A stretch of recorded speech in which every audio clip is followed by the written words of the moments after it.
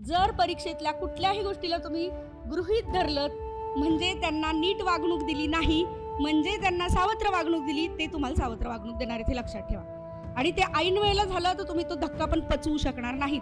जे कॉन्सन्ट्रेशन सीसॅटच्या पेपरला लागतं ते ॲक्च्युली जीएस पेक्षा अत्युच्च लेवलचं लागतं हे लक्षात घ्या. अटेम्प्ट किती याचं सगळ्यात सोपं उत्तर की ज्या प्रश्नामध्ये प्रचंड अंधार आहे तेवढे सोडून द्यायचे. प्रचंड अंधार आहे म्हणजे काय, काहीच नाही माहिती तुम्हाला ना त्या प्रश्नाचं, काहीतरी ते जे कन्सेप्ट एखादी विचारली आपल्याला ती कन्सेप्ट कधी ऐकलीच नाहीये, नाव पण माहिती नाहीये, असं जर असेल तर त्याच्याबद्दल हे करायचं नाही. डिसिजन सोडायचं नाहीये, सोडवायचं. म्हणजे ते राहून गेलं असं नाही झालं पाहिजे. म्हणून मी डिसिजन मेकिंगचे प्रश्न पहिल्यांदा घेणं मी मूर्खपणा समजते.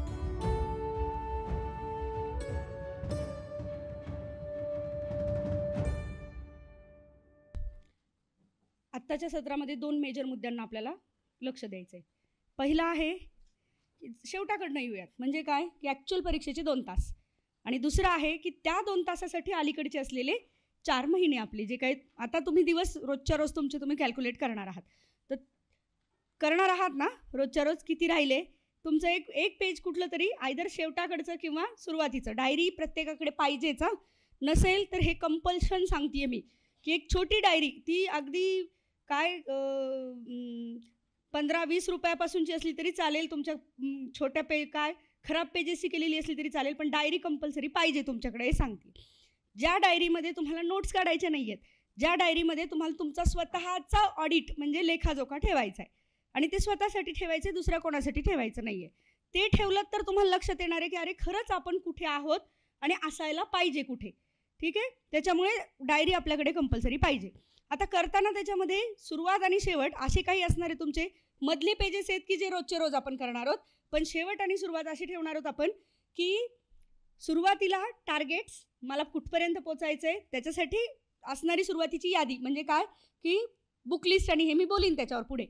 पण शेवटाकडे पाहिजे तर मग तुम्ही काय करू शकता की आजचा दिवस झाला तर तेवढंच, म्हणजे जास्ती त्याच्यात काहीच लिहायचं नाही आहे. तो दिवस कितवा दिवस होता आयदर तसं किंवा उलटं लिहित चला तिकडनं की हा झाला आणि याच्यामध्ये काही झालं की नाही फ्रुटफुल, पाहिजे तर एवढंच लिहा, काही बाकी न लिहिता की झालं नाही झालं एवढं जरी लिहिलं तरी चालणार आहे.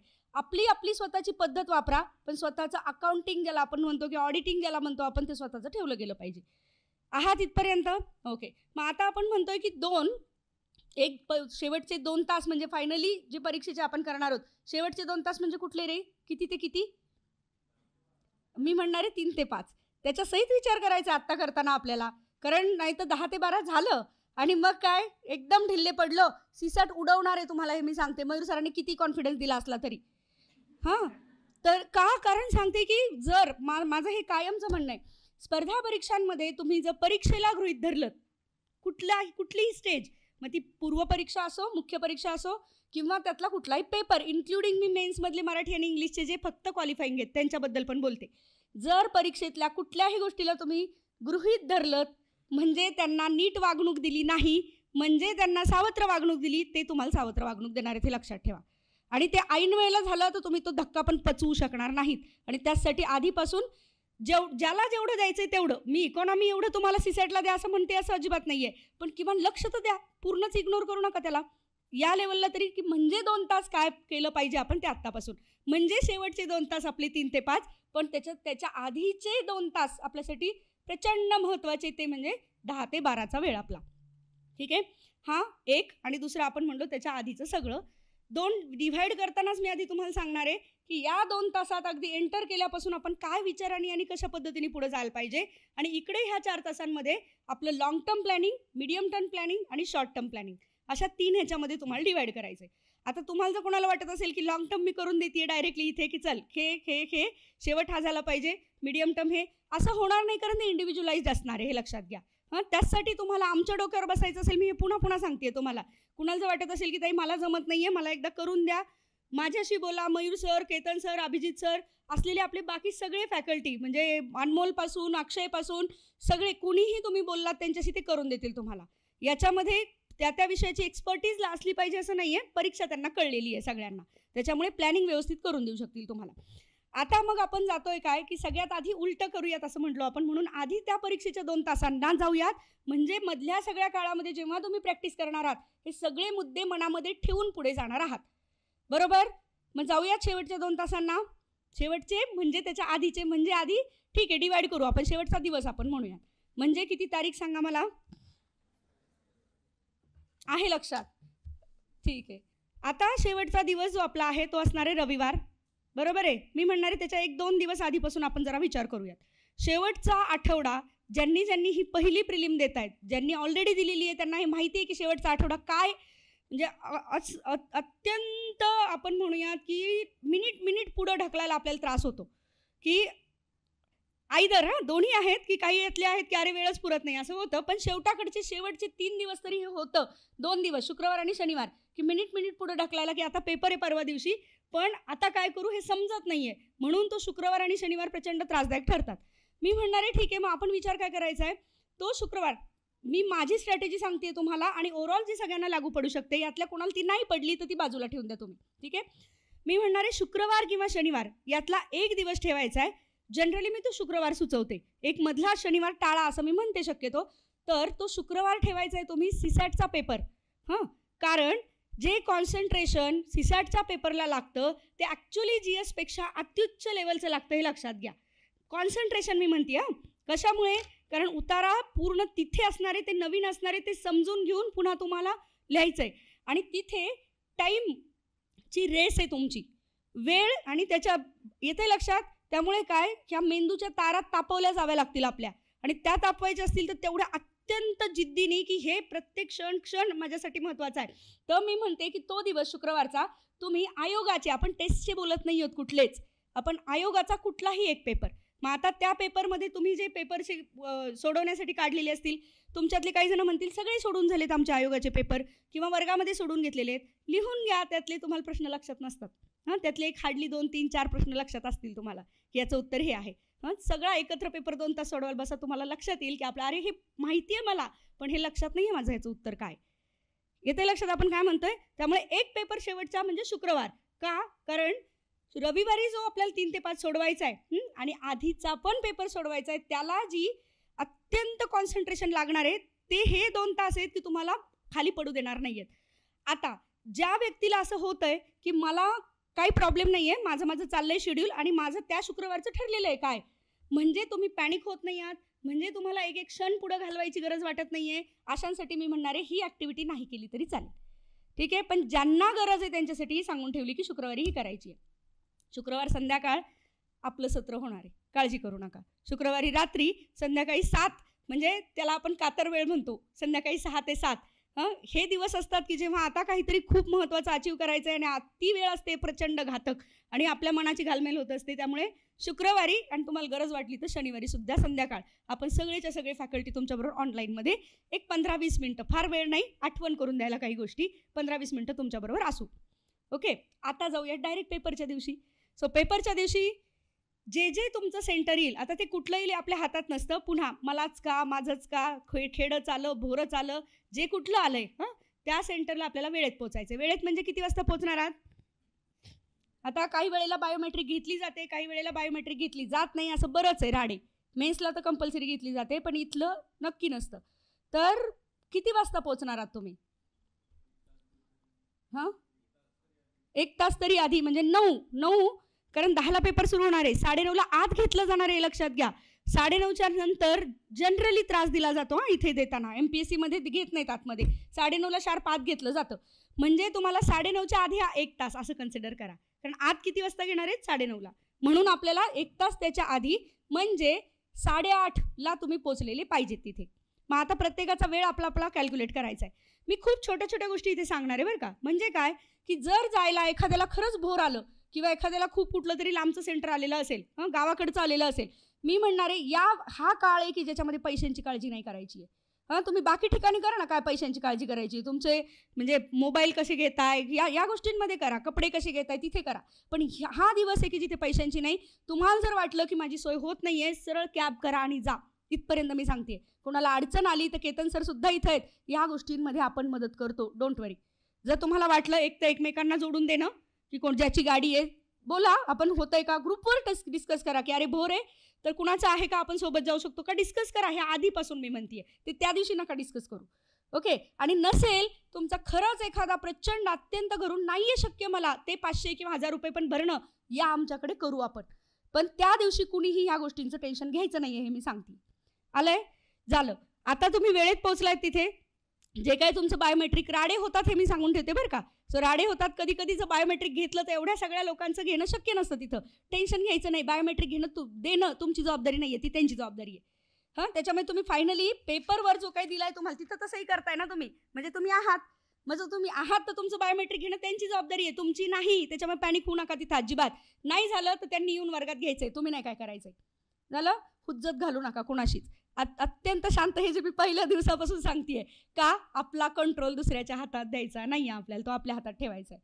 त्याच्यामुळे काय, मन बुद्धी सगळं शांतच पाहिजे आपलं. हां, एखाद्याने तुम्हाला अडत नाही, तू कसं काय इथं ह्या रांगेत उभं राहिला, ठीक आहे बाबा कर तू, काही प्रॉब्लेम नाही आपल्याला त्या दिवशी. मग तुम्ही पेपरला आता एंटर करताय, प्रचंड महत्त्वाचं आहे. पेपरला जेव्हा म्हणजे 9:30ला आतमध्ये एंटर करताय तुम्ही. 9:30ला तुम्ही आत जाताना बसताय, तुम्ही बघताय की जेवढे काही बेंचेस लावलेले असतात ना, साधारण एक 28 मुलं एका वर्गामध्ये असतात साधारणपणे. पण त्यातले कधी कधी तुम्हाला दिसेल की निम्मा वर्ग रिकामा असतो. हां, कारण भरलेले आणि ॲक्च्युअल तर त्याच्यात तफावत असू शकते. पण जेव्हा तुम्ही बसताय तिथे अजून अर्धा तासाचा वेळ आहे आणि 1 2 3च गोष्टी करायच्या आहेत. गोळे, ते जे तुमचे काय नंबरचे गोळे असतात ते भरायचे तुम्हाला आणि सह्या करायच्या आहेत तुम्हाला, प्रेझेंट ॲब्सेंट तेवढं लिहायचं आहे तुम्हाला. तर आत बसल्यानंतरचा तो अर्धा तास मी म्हणणार आहे पुन्हा सगळ्यात डेंजरस अर्धा तास आहे. कारण का, ना वाचायला हाताशी काही आहे तुमच्या, ना करायला काही आहे. म्हणजे इथे विचार तुमच्या मनामध्ये काय थैमान घालतात त्याच्यानुसार पुढचं सगळं सेट होणार आहे. आणि म्हणून हा वेळ आहे की जिथे प्रचंड डोकं शांत पाहिजे. जर शांत पाहिजे तर आपल्याकडे आहे ना उपाय. काय उपाय आपल्याकडे, की एक सुरुवातीला गेलात तुम्ही, त्यांनी जर तुम्हाला लगेच दिला हाताशी तर लगेच ते भरून बाजूला ठेवा. नाही, 2 मिनटं शांत बसा. शांत बसल्याच्या नंतर अजून द्यायला जर वेळ असेल, ते जे पत्रिका आणि ते सगळं देऊन करतायत ते, त्याला जर वेळ असेल तर त्याच वेळेला मी म्हणणार आहे शांतपणे, डोळे मिटायची गरज नाही मी सांगते त्यावेळेला. कारण म्हणजे आलं तर दिसलं पण पाहिजे ना आपल्याला समोर येऊन, म्हणून. पण आपल्याला लक्ष डोळे मिटण्यापेक्षा आपलं लक्ष श्वासावर पाहिजे. आणि श्वासावर पाहिजे तर श्वास दीर्घ पाहिजे. तुम्ही ऑब्झर्व करा, तुम्हाला लक्षात येईल की ज्या वेळेला आपण खूप पॅनिक होतो किंवा ज्या वेळेला आपल्याला टेन्शन येतं, आपल्याला काही घाई झालेली असते, अशा वेळेला आपला श्वास खूप जास्ती शॉर्ट, त्याला आपण म्हणूया की कमी झालेला असतो आणि वर खाली पटपट होत असतो बघा. आणि अशा वेळेला घाबरण्याची शक्यता जास्त असते. आणि म्हणून आपण आता शांत बसलोय आतमध्ये जाऊन की श्वासावर लक्ष, वर खाली लक्ष देऊन, आणि इकडे तुमचं मोजायचंय. हे मोजत असताना तुम्हाला वाटलं आजूबाजूचं कोणी बघतोय, अरे वेडा आहे का म्हणतोय, म्हणू दे, त्याला काय म्हणायचंय ते. आपल्याला आपल्या पेपरवर फोकस करायचंय. त्याच्यामुळे श्वास वर खाली, तो मी दोन्ही नागपुड्यांनी सांगते. काहींना अनुलोम विलोम हे जे माहिती आहेत, तर मी ते नंतरची स्टेप सांगणार आहे, ते पण करायचंय आपल्याला तिथे, येते लक्षात. पण आधी शांतता व्हा, डायरेक्ट अनुलोम विलोमला जाऊ नका. आहात का इथपर्यंत? ओके. पण मग नुसतं हे करत बसायचं नाहीये, म्हणजे मेंदू पण अलर्ट पाहिजे. नुसतं हे करत बसायचं नाहीचा अर्थ काय, ते जे देणार आहेत ते पण भरायचेत ना गोळे. माझं म्हणणं आहे ते सुरुवातीला जरी दिले तरी श्वास आधी शांत झाल्याशिवाय, म्हणजे दीर्घ झाल्याशिवाय तुम्ही तुमचा नंबर पण भरायचा नाही. हे जे काल परवामध्ये तुम्ही बोलताय ना की फॉर्ममध्ये हेच भरलं गेलं, फॉर्ममध्ये ते कशाने होतं, ते याने होतं. म्हणजे 0 आणि 1 याच्यामध्ये कायम, 0 आणि 9 याच्यामध्ये कायम घोळ घातला जातो विद्यार्थ्यांकडनं. त्याच्यामुळे आपल्या नंबर्समध्ये हे असतील 0 आणि 9 याचं कॉम्बिनेशन, किंवा 1 सुद्धा बरं का, याचं कॉम्बिनेशन असेल तर आधीपासून की नक्की कुठे आहे बाबा हे बघा. त्याच्यासाठी काय आयोग आत्तापर्यंत ते कार्बन कॉपीज देत होतं, त्याच्यात आहे ना ते 0 कुठे 9 कुठे, त्याच्यामुळे ते बघून घ्या एकदा, मी सांगणार आहे तुम्हाला. आणि त्याप्रमाणे तिथे सुद्धा आता काय करायचं, तिथे सुद्धा आपण पॅनिक होऊ शकतो. त्यामुळे काय की जेव्हा नंबर दिसतोय तुम्हाला, तुमचा नंबर असं म्हणूयात की सुरुवात होतीये काय 3नी, तर इकडे जो 3 दिसतोय त्या 3वर असं इकडचं बोट ठेवायचं. हा हात कायम गोळे भरताना असा सरकला पाहिजे, लक्षात ठेवा, कायम सरकला पाहिजे. दिसतंय सगळ्यांना? इकडे त्या 3वर बोट आणि मगच गोळा भरला. येते लक्षात? ते बोट ठेवूनच करायचंय तुम्हाला करताना प्रत्येक वेळेला.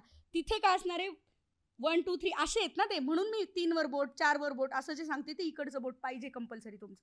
मी हे खूप छोटे मुद्दे सांगतेय, पण तुम्हाला लक्षात येईल की हे मुद्देच इम्पॉर्टंट आहेत. हे जर चुकलं, तिथे जर तुम्ही त्या क्षणाला पॅनिक झालात, मग मी काय ते ब्लेड घेऊन जाता तुम्ही किंवा काहीतरी कशाने तरी ते खोडून मी काढू का, हे केल्याने तुम्ही पॅनिक, आता खरंच चेक होईल का माझं, आणि पॅनिक होता तुम्ही. त्यामुळे अत्यंत शांतपणे आपल्याला ती स्टेप नीट केली, पुढची नीट होणार आहे. आहात इथपर्यंत? ओके. आता GS आणि CSAT हे 2 पेपर आहेत. दोन्ही पेपरच्या बाबतीत सेम सांगितलं, पहिला अर्धा तासाचा मी 3ला असलं तरी 2:30ला तुम्हाला आतमध्ये घेणार आहेत की नाही. जास्ती वेळ मिळाला मी म्हणणारे डोकं शांत ठेवून 2 मिनटं पडला तरी झोपू नका फक्त. अलर्टनेस पाहिजे, झोपू नका फक्त.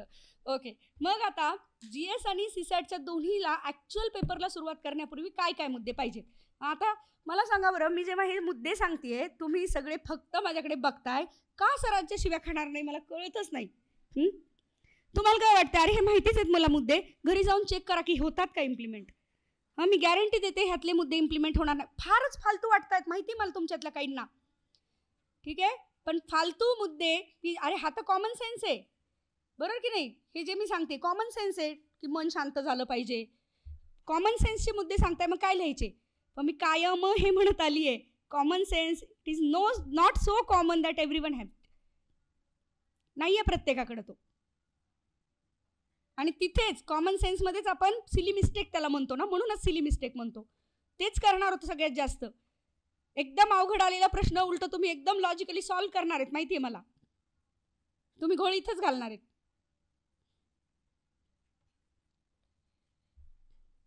ॲक्च्युली 2 तास, त्या 2 तास महत्त्वाचे. त्याच्यातली स्टेप म्हणजे हे शब्द सुद्धा आले पाहिजेत. 2 तास 10 ते 12 9:30ला इन करणार आहेत. माहिती आहे मला, माहिती आहे तुम्हाला माहिती आहे, तरी हे कागदावर आलं पाहिजे सांगतेय. आणि आता फक्त खालीच बघू नका म्हणजे मला वाटावं की हो ना ऍक्टिंग तर एवढी भारी करतात हे सगळेजण.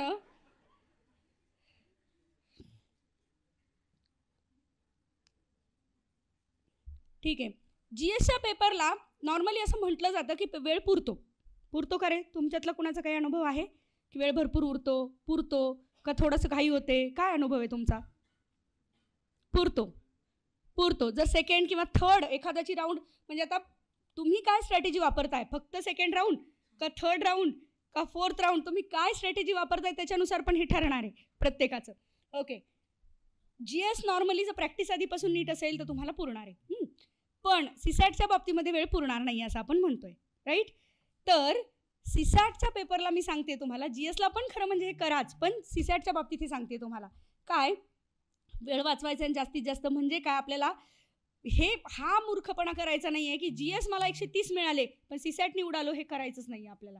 म्हणून आपण काय म्हणतोय, CSATचा पेपर आल्याबरोबर काय पेपर तुमच्या हातात दिला, विद्यार्थ्यांची घाई काय असते, प्रश्न पाहू दे पहिला काय आणि उत्तर लिहितो, म्हणजे काय वेळ वाचेल. हे नाही करायचं आपल्याला, दिलेल्या त्या वेळात होणार आहे तुमचं. मग काय करायचं आहे तर पेपर ॲक्च्युअल पलटा, किती पेजेसचा आहे चेक करा, किती पेजेसचा आहे. मी हे कायम सांगत आली आहे, किती पेजेसचा आहे बघा. जर CSATचा पेपर हा आता नंबर आता तुम्हीच घरी जायचं आहे आणि तुमचाच होमवर्क आहे. काय रे, सिम्पल होमवर्क आहे की CSATच्या पेपर मागचे 5 वर्षाचे बघा आणि CSATच्या पेपरचे नंबर ऑफ पेजेस मी म्हणते शेवटच्या पेजवर 5 नंबर काय टाकले. आणि असं सेम म्हणजे चार्ट किती बनवावे लागतील हे लक्षात घ्या. एक चार्ट तुम्ही बनवला की ज्याच्यामध्ये GS वर्ष, CSAT वर्ष आणि नंबर ऑफ पेजेस टाकून द्या. तुम्हाला तो अंदाज येणार आहे आता की GSचा या वर्षीचा पेपर काय 64 पेजेसचा होता, या वर्षीचा पेपर 48 पेजेसचा होता. तर लक्षात येईल की GSमध्ये सुद्धा आणि CSATमध्ये पण दोन्हीकडे लागू होत आहे बरं का. CSATमध्ये जर तो जास्ती असेल तर याचा अर्थ काय झालाय, पॅरेग्राफ जे आहेत आयदर मोठे दिलेत किंवा छोटे पॅरेग्राफ जरी असतील तरी एका पॅरेग्राफवर 2 किंवा 3च प्रश्न दिलेत. आलं लक्षात. नॉर्मली कधी कधी असतं ना की एक मोठा पॅरेग्राफ आणि त्याच्यावर 5 प्रश्न, तर असं नाही केलेलं. जर मोठा असेल म्हणजे नंबर ऑफ पेजेस 52, 53, 55 असे जर गेलेले असतील पुढे, त्याचा अर्थ काय की वेळ लागणार आहे आपल्याला. शेवटी लक्षात घ्या तुमचा रीडिंग स्पीड एक ठरलेला आहे. या 4 महिन्यांमध्ये तो वाढला तरी सुद्धा 48 पेज आणि किती ग्रास्पिंग असू दे 48 पेजेस वाचायला आणि 58 पेजेस वाचायला वेळ लागणार आहे की नाही, बरोबर. म्हणजे नंबर ऑफ पेजेस हे सुद्धा तुमचं युनिट ठरणार आहे. त्यामुळे काय आणि ह्याने होणार काय, तुम्ही म्हणाल कळून काय उपयोग, किती पेजेस आहे, कळून मनामध्ये क्लॅरिटी येते की आता मला वेळेचं नियोजन कसं, म्हणजे पहिल्या सेकंदापासून माझ्या मनात क्लॅरिटी आहे की मला वेळेचं नियोजन कसं करायचं येते लक्षात. आता कसं करायचं याला आपण एक सेट पॅटर्न ठरवून जाणारच आहोत प्रत्येकाचा, पण तो पॅटर्न बदलू पण शकतो याच्यासाठी तर माहीत पाहिजे. समजा तुम्ही ठरवून गेलात मागच्या 3 वर्षांचे पेपर कमी पेजेस आहेत असं गृहीत धरा, त्याच्यानुसार तुमची स्ट्रॅटेजी तुम्ही बनवलीत आणि गेलात आणि नंबर ऑफ पेजेस खूप वाढले, तिथे ऐन वेळेला धक्का बसणार आहे तुम्हाला. तो बसू नयेचा हा प्रयत्न आहे आपला क्लिअर आहे इथपर्यंत? ओके. मग आता दोन्हीकडे लिहिलं. हे जास्ती लागू होणार आहे GS पेक्षा मी म्हणणार आहे सीसॅटला, कारण सीसॅटमध्ये आपल्याला जेवढे मॅक्सिमम सोडवता येतील तेवढे सोडवायचे आणि ते जर पेजेस वाढले तर ते मॅक्सिमम करायला सुद्धा त्रास होणार आहे आपल्याला. विश्वास ठेवा की जर तुम्ही सीसॅट नीट केला नाही तर 35, 36, 37 सुद्धा प्रश्न सोडवून होत नाहीत आपले, जर ढिल्ले पडलात तुम्ही तर. आणि मग काठावर राहण्याची शक्यता प्रचंड जास्त वाढते, कारण सगळेच्या सगळे बरोबर येतील असं पण नाही आहे. ओके, इथपर्यंत आहात? म्हणजे गेल्याबरोबरच्या स्टेप्स कळल्यात आपल्याला. मन शांत करणं, प्राणायाम, किंवा पुढे आपण काय म्हणतोय ते नीट गोळे भरणं, त्याच्यासाठी बोट ठेवणं. पुढे आपण म्हटलो की नंबर ऑफ पेजेस आधी बघून ठेवणं. आलंय? आता GS आणि सीसॅट याच्यातलं आधी मी म्हणतेय की वेळेचं नियोजन कसं करायचं. आता वेळेचं नियोजन कसं करायचं याच्यासाठी आधी दोघांना आपण म्हणूयात की किती अटेम्प्ट पाहिजे. आता मी आधी विचारते तुम्हाला, सीसॅट GSला किती अटेम्प्ट पाहिजे आधी सांगा. किती करणार आहात? 90, 92, 94, 98? मी काल कुणाला तरी म्हणलं होतं 100वाला कार्यकर्ता आहे का? असतात असे कार्यकर्ते आपल्यातले काही फॅकल्टी पण असे होते. दिग्विजय ऑलरेडी आता सिलेक्ट झालाय, नायब तहसीलदार आहे आणि पाथर्डीमध्ये पोस्टिंग, आणि संभाजीनगरचे जे असतील तर त्यांना शिकवतोय आता सीसॅट दिग्विजय, आणि सीसॅट कार्यकर्ताच होता, म्हणजे इंजिनियर. आणि हे असे सेम 178 केतन सरांसारखे. सीसॅट जर असेल तर मॅक्सिमम म्हणजे 80 पैकी 80, पण GS तर सोडत नाहीत हे कार्यकर्ते. म्हणजे ती मग काय ॲटिट्यूडच आहे ना तो प्रत्येकाचा वेगळा असू शकतो. म्हणून मी म्हटलं 100वाले कुणी आहेत का? काही होते तिकडे मी सोडूनच येणार. 100वाले 100चे 100. तर अटेम्प्ट किती पाहिजे? तर तुम्हाला सगळ्यांना माहिती तो मॅक्सिममच पाहिजे. 90+ जेव्हा आपण म्हणतोय, माझं तर म्हणणं आहे तो 95+ पाहिजे. ठीक आहे, पण आता परत इफ्स अँड बट्स आहेत त्याच्यामध्ये. 95+, 96, 97 पर्यंत सुद्धा जाऊ गेला तरी चालणार आहे हा अटेम्प्ट. फक्त आता कंडिशन्स काय, अटेम्प्ट किती, याचं सगळ्यात सोपं उत्तर की ज्या प्रश्नामध्ये प्रचंड अंधार आहे तेवढे सोडून द्यायचे. प्रचंड अंधार आहे म्हणजे काय? काहीच नाही माहिती तुम्हाला ना त्या प्रश्नाचं. काहीतरी ते जे कन्सेप्ट एखादी विचारली, आपल्याला ती कन्सेप्ट कधी ऐकलीच नाहीये, नाव पण माहिती नाहीये, असं जर असेल तर त्याच्याबद्दल हे करायचं नाहीये. मी आहे ना कायम एक उदाहरण देते याच्यासाठी. कंबाईनच्या याच्यात येऊन गेले 2 उदाहरणं बघू आपण सायमल्टेनियसली. अंधार म्हणजे कुठला प्रश्न हे समजण्यासाठी एक प्रश्न येऊन गेला होता कंबाईनच्या परीक्षेला, पूर्वपरीक्षेला, ज्याच्यात विचारलं होतं की दक्षिण बिहारमधील खालीलपैकी कुठलं शहर हे कागद उद्योगासाठी वर आलेलं आहे. कागद उद्योग. आता तुमच्यापैकी इंडस्ट्री केलेली नसते अनेकांनी, कारण इकॉनॉमिक जॉग्राफी वीक असतं बऱ्यापैकी आपलं. सो इंडस्ट्री नाही, मग मला माहितीच नाही आहे की अरे कागद उद्योग म्हणला. आणि मेंदू बघा कसा वाचतो, हे मी जे नेहमी सांगते तुम्हाला, मेंदू कसा वाचतो की आता जे प्रश्न दिलेला आहे, दक्षिण बिहारमधील खालीलपैकी कुठलं शहर कागद उद्योगासाठी वर आलेलं आहे. आपला मेंदू कुठे गेला की मला कागद उद्योग शोधायचा आहे. बरोबर? म्हणजे कायम सेंटेन्सेस जे जे वाक्य दिले त्याचे 2 पार्ट येथे लक्षात घ्या. दिसले का 2 पार्ट? काय? एक आधीचा दक्षिण बिहारमधील खालीलपैकी कुठलं शहर, जे मेंदू सरळ वाचतो, फोकस नाही आहे मेंदूचा तिथे. आणि दुसरं वाक्य की कशासाठी मला शोधायचंय, कागद उद्योग, मेंदूचा फोकस तिथे. राईट? पण ऑप्शन्समध्ये काय दिलेले आहेत? ऑप्शन्समध्ये दिलंय, पहिला ऑप्शन आहे आसनसोल, दुसरा दालमिया नगर, तिसरा रांची आणि चौथा रायपूर. आता तुमच्यापैकी अनेकांना आतापर्यंत वर्षभराचा अभ्यास आहे आणि तुम्हाला लक्षात येत आहे मी काय म्हणतीये ते. राईट? कारण पहिला जिथे मेंदू सरळ वाचून जातोय तिथे जे सुटलात तुम्ही, तर तुम्हाला वाटणार आहे अरे मला काहीच माहित नाहीये कागद उद्योगाबद्दल. आणि मग तुम्हाला वाटतं की तो प्रश्न म्हणजे माझ्यासाठी काय, तो जो मी सांगितला सोडून द्यायचा आहे, म्हणजे 100% अंधारवाला प्रश्न आहे. जबकि हा 100% अंधारवाला प्रश्नच नाहीये. तुमच्यापैकी अनेकांना कळतंय आपण काय बोलतोय, कारण प्रश्नातच म्हणलंय दक्षिण बिहार. आता बिहार जर म्हणून ठेवलंय तर रांची आणि रायपूर माहितीच आहे ना तुम्हाला, लहानपणापासून पाठ केलंय आपण, बरं की नाही? तुमच्या लहानपणी तर नक्कीच होता असं मी म्हणेन. तोपर्यंत झाला होता छत्तीसगड वेगळा. तर याचा अर्थ काय की रांची रायपूर राजधानीची शहर वेगळी काढा. 50%ला आलात. मी तर तुम्हाला एक जरी माहिती असेल किंवा 3 माहिती नसतील असं जरी कॉम्बिनेशन असेल तरी करायचंय, तो अंधाराचा प्रश्न नाही असं आपण म्हणतो. तर इथं तर 50%वर उतरलात म्हणजे लॉजिकली आलात तुम्ही. प्रश्नातला ईच अँड एव्हरी वर्ड, प्रश्नातला प्रत्येक शब्द आपल्यासाठी इम्पॉर्टंट आहे. काहीही कागद उद्योग वाचलेलं नसू दे, आपल्याला त्याचं उत्तर लिहिता येणार आहे. मग आता जर तुमच्यातलं बाकी नॉलेज, आपण जे म्हणतो ना की तुम्ही जर आवाका जास्ती ठेवला तर उत्तर जास्ती येणार आहेत. कागद उद्योग ॲब्सोल्युटली माहीत नाही, पण तुम्हाला माहिती आहे की यातला आसनसोल वेस्ट बेंगॉलमध्ये, हे जर माहीत असेल तर 100%वर आलात ना तुम्ही. जो प्रश्न अजिबातच माहीत नव्हता तिथून डायरेक्ट 100%वर आलात तुम्ही. कळलं काय म्हटलं? म्हणून आपण म्हणतोय की प्रश्नाला रिॲक्ट होऊ नका. प्रश्न शांतपणे इच अँड एव्हरी वर्ड आपल्याला बघितलाच पाहिजे. आता दुसरा असा घेऊयात, हा खरं UPSCतला प्रश्न आहे, पण तरी मी हे उदाहरण देते तुम्हाला. प्रश्न विचारला होता एम स्ट्राईप अशा नावाचं काय ॲप, हे खालीलपैकी कुठल्या, एन्व्हायरमेंटमधला प्रश्न, आणि त्यावेळेला जास्ती फोकस स्पीसीजवर दिला जात होता. तर खालीलपैकी कुठल्या वन्यजीव याच्यासाठी तो वापरला जातो, एम स्ट्राईप. तर खाली ऑप्शन्स होते, लक्षात घ्या. आता पुन्हा की मला माहितीच नाही ना, मी करंट इव्हेंटमध्ये घेतलंय किंवा कुठं, मला काहीच माहित नाही याच्याबद्दल, असं गृहीत धरा. पण डोकं 1 मिनिटासाठी शांत ठेवून जर वाचायला गेलात, एम स्ट्राईप असं नाव दिलंय आणि खाली 4 ऑप्शनमध्ये वाघ पण आहे, टायगर. स्ट्राईप्स कोणावर असतात? आधी आता तो डोळ्यासमोर आणा, त्यासाठी वाघ पाहिलेला पाहिजे. पाहिलाय का वाघ? चित्रात का होईना पाहिलाय ना. हां, सो म्हणजे काय, मग आता इथे हा पण सेम, म्हणजे आता इथे मी 100%वर गेला असं म्हणणार नाही, पण तुम्ही 50% चान्स तर घेऊ शकता, बरोबर. आणि 50% मधलेच बरोबर येणे, तुम्ही लिहून घ्या जिथे जिथे तुम्हाला वाटतं की अरे हे 100% मला माहिती आहे, चुकण्याची शक्यता असते बरं का तिथे सुद्धा. ठीक आहे, उलट 50% मधले आपल्याला उचलायचे, पण ते उचलताना नीट विचार करा. हां, तुमच्या सगळ्यांना असं वाटत असतं की अरे मी जेवढे जास्तीत जास्त सोडवीन आणि 50% मला माहीत होतं बरं का, हे 2 नाहीत, पण हे 2 पैकी उत्तर आहे. मेंदूतली प्रक्रिया काय होते हे मी सांगते, की 2 पैकी उत्तर आहे, त्यातलं पण तुम्हाला माहीत असतं ए बी पैकीच उत्तर आहे, तर तुम्हाला माहीत असतं एच उत्तर आहे, पण तुमचा मेंदू तुम्हाला सांगतो जर मी ए उत्तर लिहिलं, कारण मला वाटतंय ए उत्तर आहे, वाटतंय बरं का, 100% माहीत नाही आहे मला वाटतंय ए उत्तर आहे, जर मी ए उत्तर लिहिलं तर आणि ते चुकलं तर त्याला रिस्पॉन्सिबल मी आहे. कळत आहे? ही नकळत होणारी मेंदूतली, आपल्या बॅक ऑफ माइंड आपण जे म्हणतो, ही नकळत होणारी, ही काय असं तुम्हाला जाणवत नाही की अरे मी असा विचार केला, हे फ्रॅक्शन ऑफ सेकंडमध्ये होणारी ही प्रक्रिया आहे. म्हणून तुमच्या मन काय म्हणतं, नको नको ए नको बी लिहू आपण. येतं लक्षात?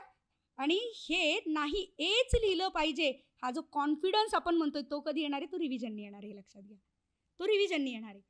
हे होणार आहे का तुमच्या मेंदूत? ही प्रक्रिया टाळू नाही शकत तुम्ही, पण ही प्रक्रिया डाऊन करू शकता तुम्ही, त्याचा इफेक्ट माइल्ड करू शकता तुम्ही. कळतंय आपण काय म्हणतोय? म्हणजे रिव्हिजन लागणार आहे. मग आता प्रत्येक ह्याच्यावर मी येणार आहे पुढे, हे प्रत्येक एकमेकांशी अशी जोडलेले दिसतील तुम्हाला मुद्दे, पण हे म्हणून आपण म्हणलो की किती अटेम्प्ट पाहिजे, याला उत्तर आपण म्हणलो की किमान एक काहीतरी माहिती आहे त्यातलं, लॉजिकली ऑप्शन्सपैकी माहिती आहे, वरचं माहिती आहे, सगळं सोडवायचं आहे. आणि मग मी म्हणीन ज्यांनी सिन्सिअरली अभ्यास केलाय, वर्षभर केलाय, भलेही फार नाही रिव्हिजन झाली आहे, पण केलाय सिन्सिअरली, स्वतःचं दिलंय त्यांनी, असा मी म्हणणारे व्यक्तीला 3, 4, 5 पेक्षा जास्ती नाही. हे असे अंधारे प्रश्न आहेत, याच्यापेक्षा नाही, म्हणून मी 95+ म्हटले. ठीक आहे, आलंय लक्षात काय म्हटलो आपण? बरं, मग तुम्हाला जर वाटलं पेपरमध्ये की अरे अटेम्प्ट करताना मला लक्षात येते 88च्या पुढे सरकत नाही आहे माझा, बरं त्यासाठी मोजत नाही बसावं लागत, लक्षात येतं ते आपल्या. नाही तर मोजत बसा, 87 झाले मग आता 88 झाले, असं करू नका.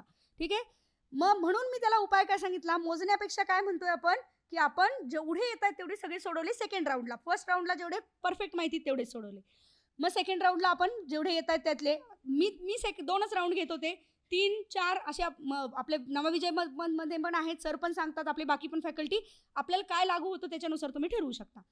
तर सेकंड राऊंडला जर मी सगळे सोडवतीये म्हणजे 100 पैकी 100 वाचून त्यातलं मी डिसाईड करते की याचं उत्तर लिहायचं का नाही लिहायचं.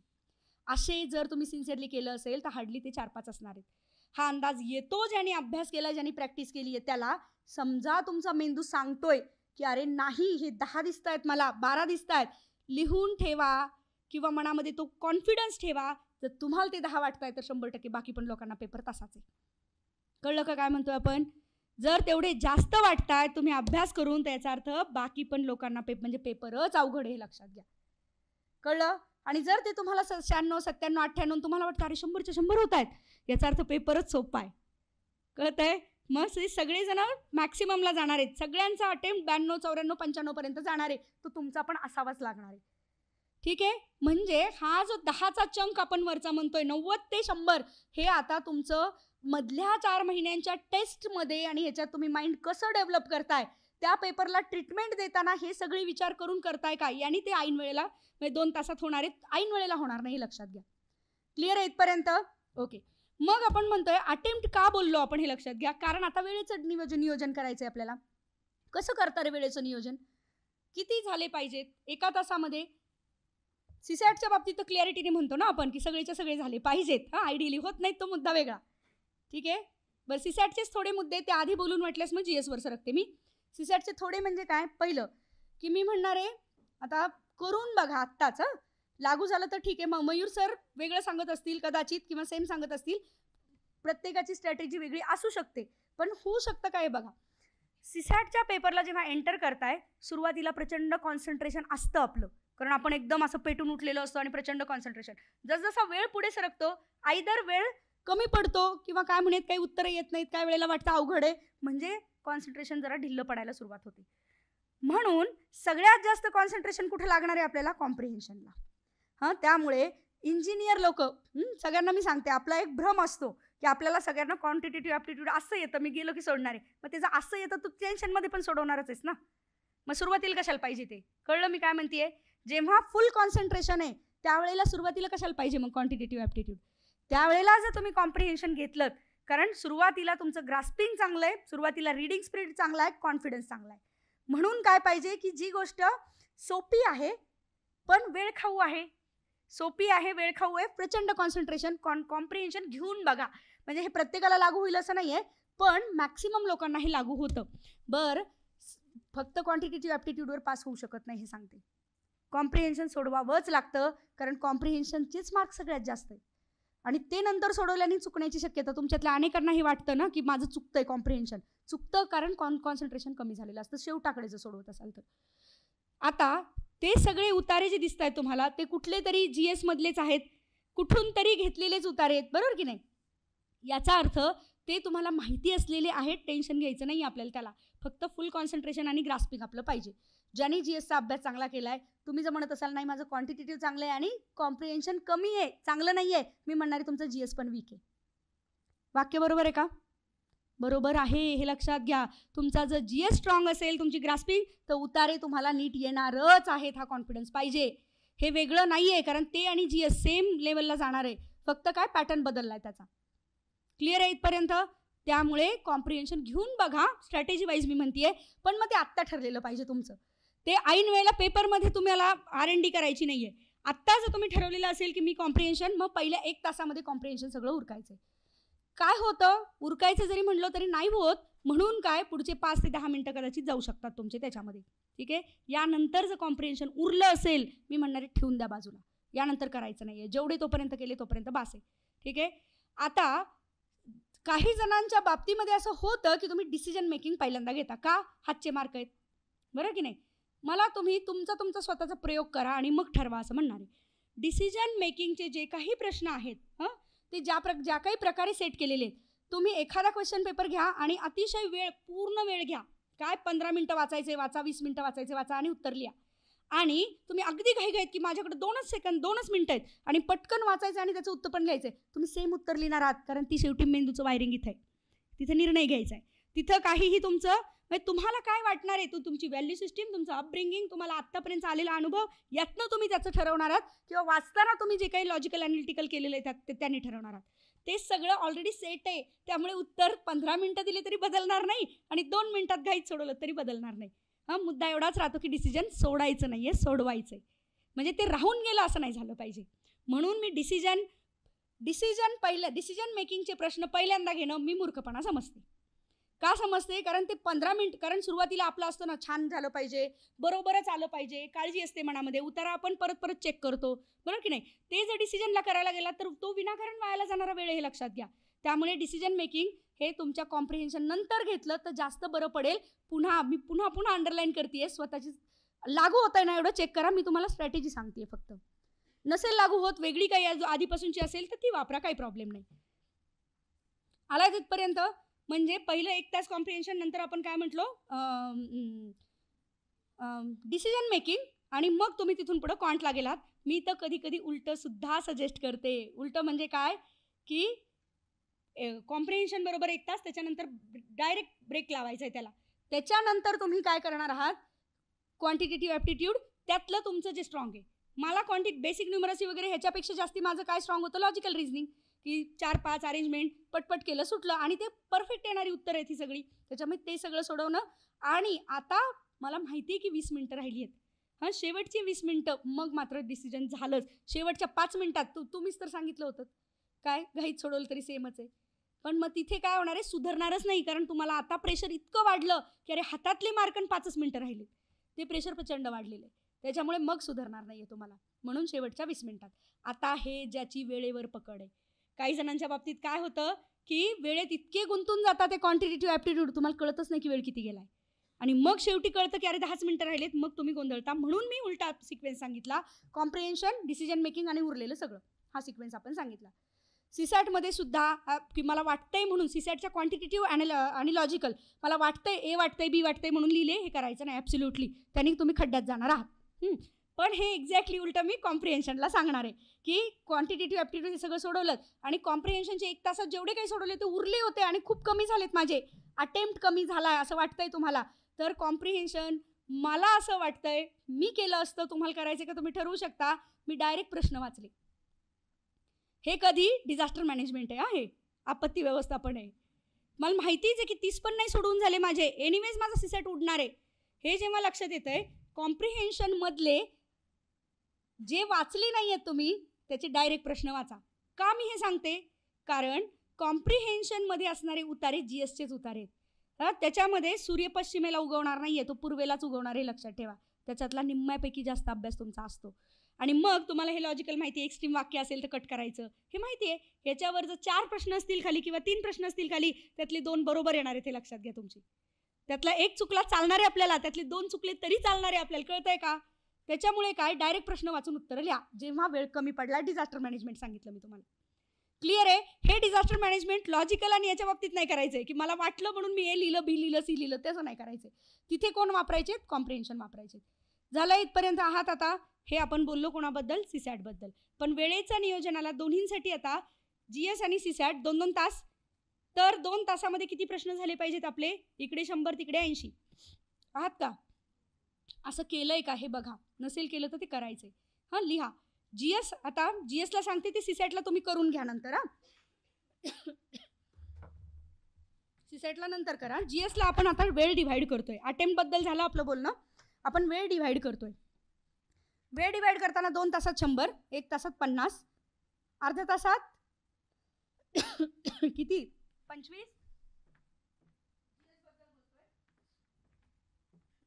तुम्ही म्हणाल हे काय पुन्हा आहेत ना काहींच्या मनामध्ये येणार आहे, कॉमन सेन्स काही सांगताय.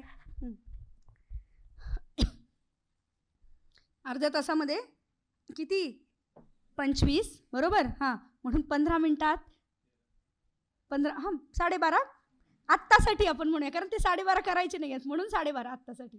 ओके, म्हणजे काय की बरोबर माझा फक्त प्रश्न वाचून झाला, ऑप्शन्स राहिलेत, मी परफेक्ट आहे इथपर्यंत असं म्हणूयात आपण. ओके, मुद्दा काय इथे 15 मिनिटाचं युनिट करायचं आहे असं मी सांगते तुम्हाला. युनिट करायचं आहे 15 मिनिटाचं. प्रत्येक क्षणाला नाही आहे घड्याळ तुमच्या लक्ष, प्रत्येक म्हणजे दर 15 मिनिटांनी तुमची नजर फिरलीच पाहिजे घड्याळावर. हां, दर 15 मिनिटाचं युनिट का करायचं हे सांगते मी तुम्हाला. 15 मिनिटात किती म्हटलो आपण, 12.5. पण हे केल्याने तुम्हाला दुसरा तिसऱ्या राऊंडला वेळ नाही आहे. याचा अर्थ काय की तुम्हाला 15 मिनिटात जे 12.5 म्हटलो आपण, तर त्याच्याऐवजी ते 15 किंवा 16 प्रश्न झाले पाहिजेत.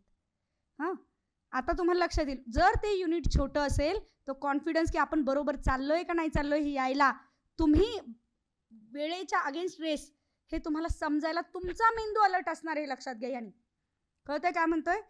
15 मिनिटात किती प्रश्न झाले पाहिजेत, 15 किंवा 16.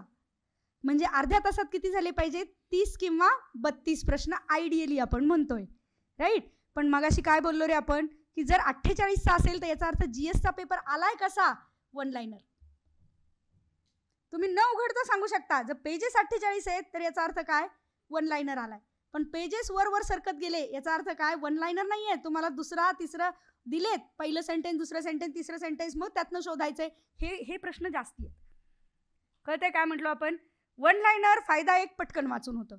पण 1 लाइनरचा तोटा एक की माहीतच पाहिजे, राईट. हे 2, 3, 4ला आपण तिथे गेस म्हणजे लॉजिकल वर्क तिकडे जास्त करू शकतो आपण, राईट. प्रत्येकाचं आपापलं पॉझिटिव्ह निगेटिव्ह आहे, पण वेळेच्या भाषेत बोलायचं आपल्याला.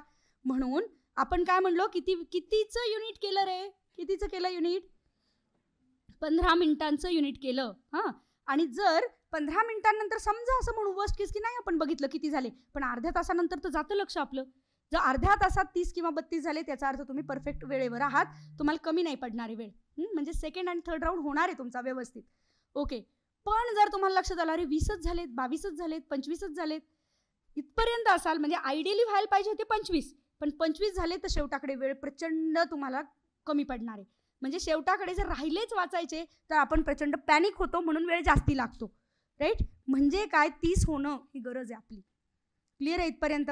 पण हे 40 झाले होऊ शकतात ना, वन लाईनर जर आले तर 40 झाले म्हणजे तुम्हाला आता किती काय अलर्टनेसनी प्रेझेन्सनी सोडवायचं आहे, घाई नाही न होते ह्याच्याकडे लक्ष देणं जे आपण म्हणतोय ते तुम्हाला तुमचा मेंदू काम करणार आहे. वाचण्याच्या स्पीडवर आणि ह्याच्यावर तुमचा मेंदू काम करणार आहे. क्लिअर आहे इथपर्यंत? काय म्हटलो, 15 मिनिटाचं एक युनिट, 15 ते 16 प्रश्न झाले पाहिजेत. अर्ध्या तासामध्ये आता 30-32 झाले पाहिजेत. म्हणजे 1 तासात किती झाले पाहिजेत सांगा आता.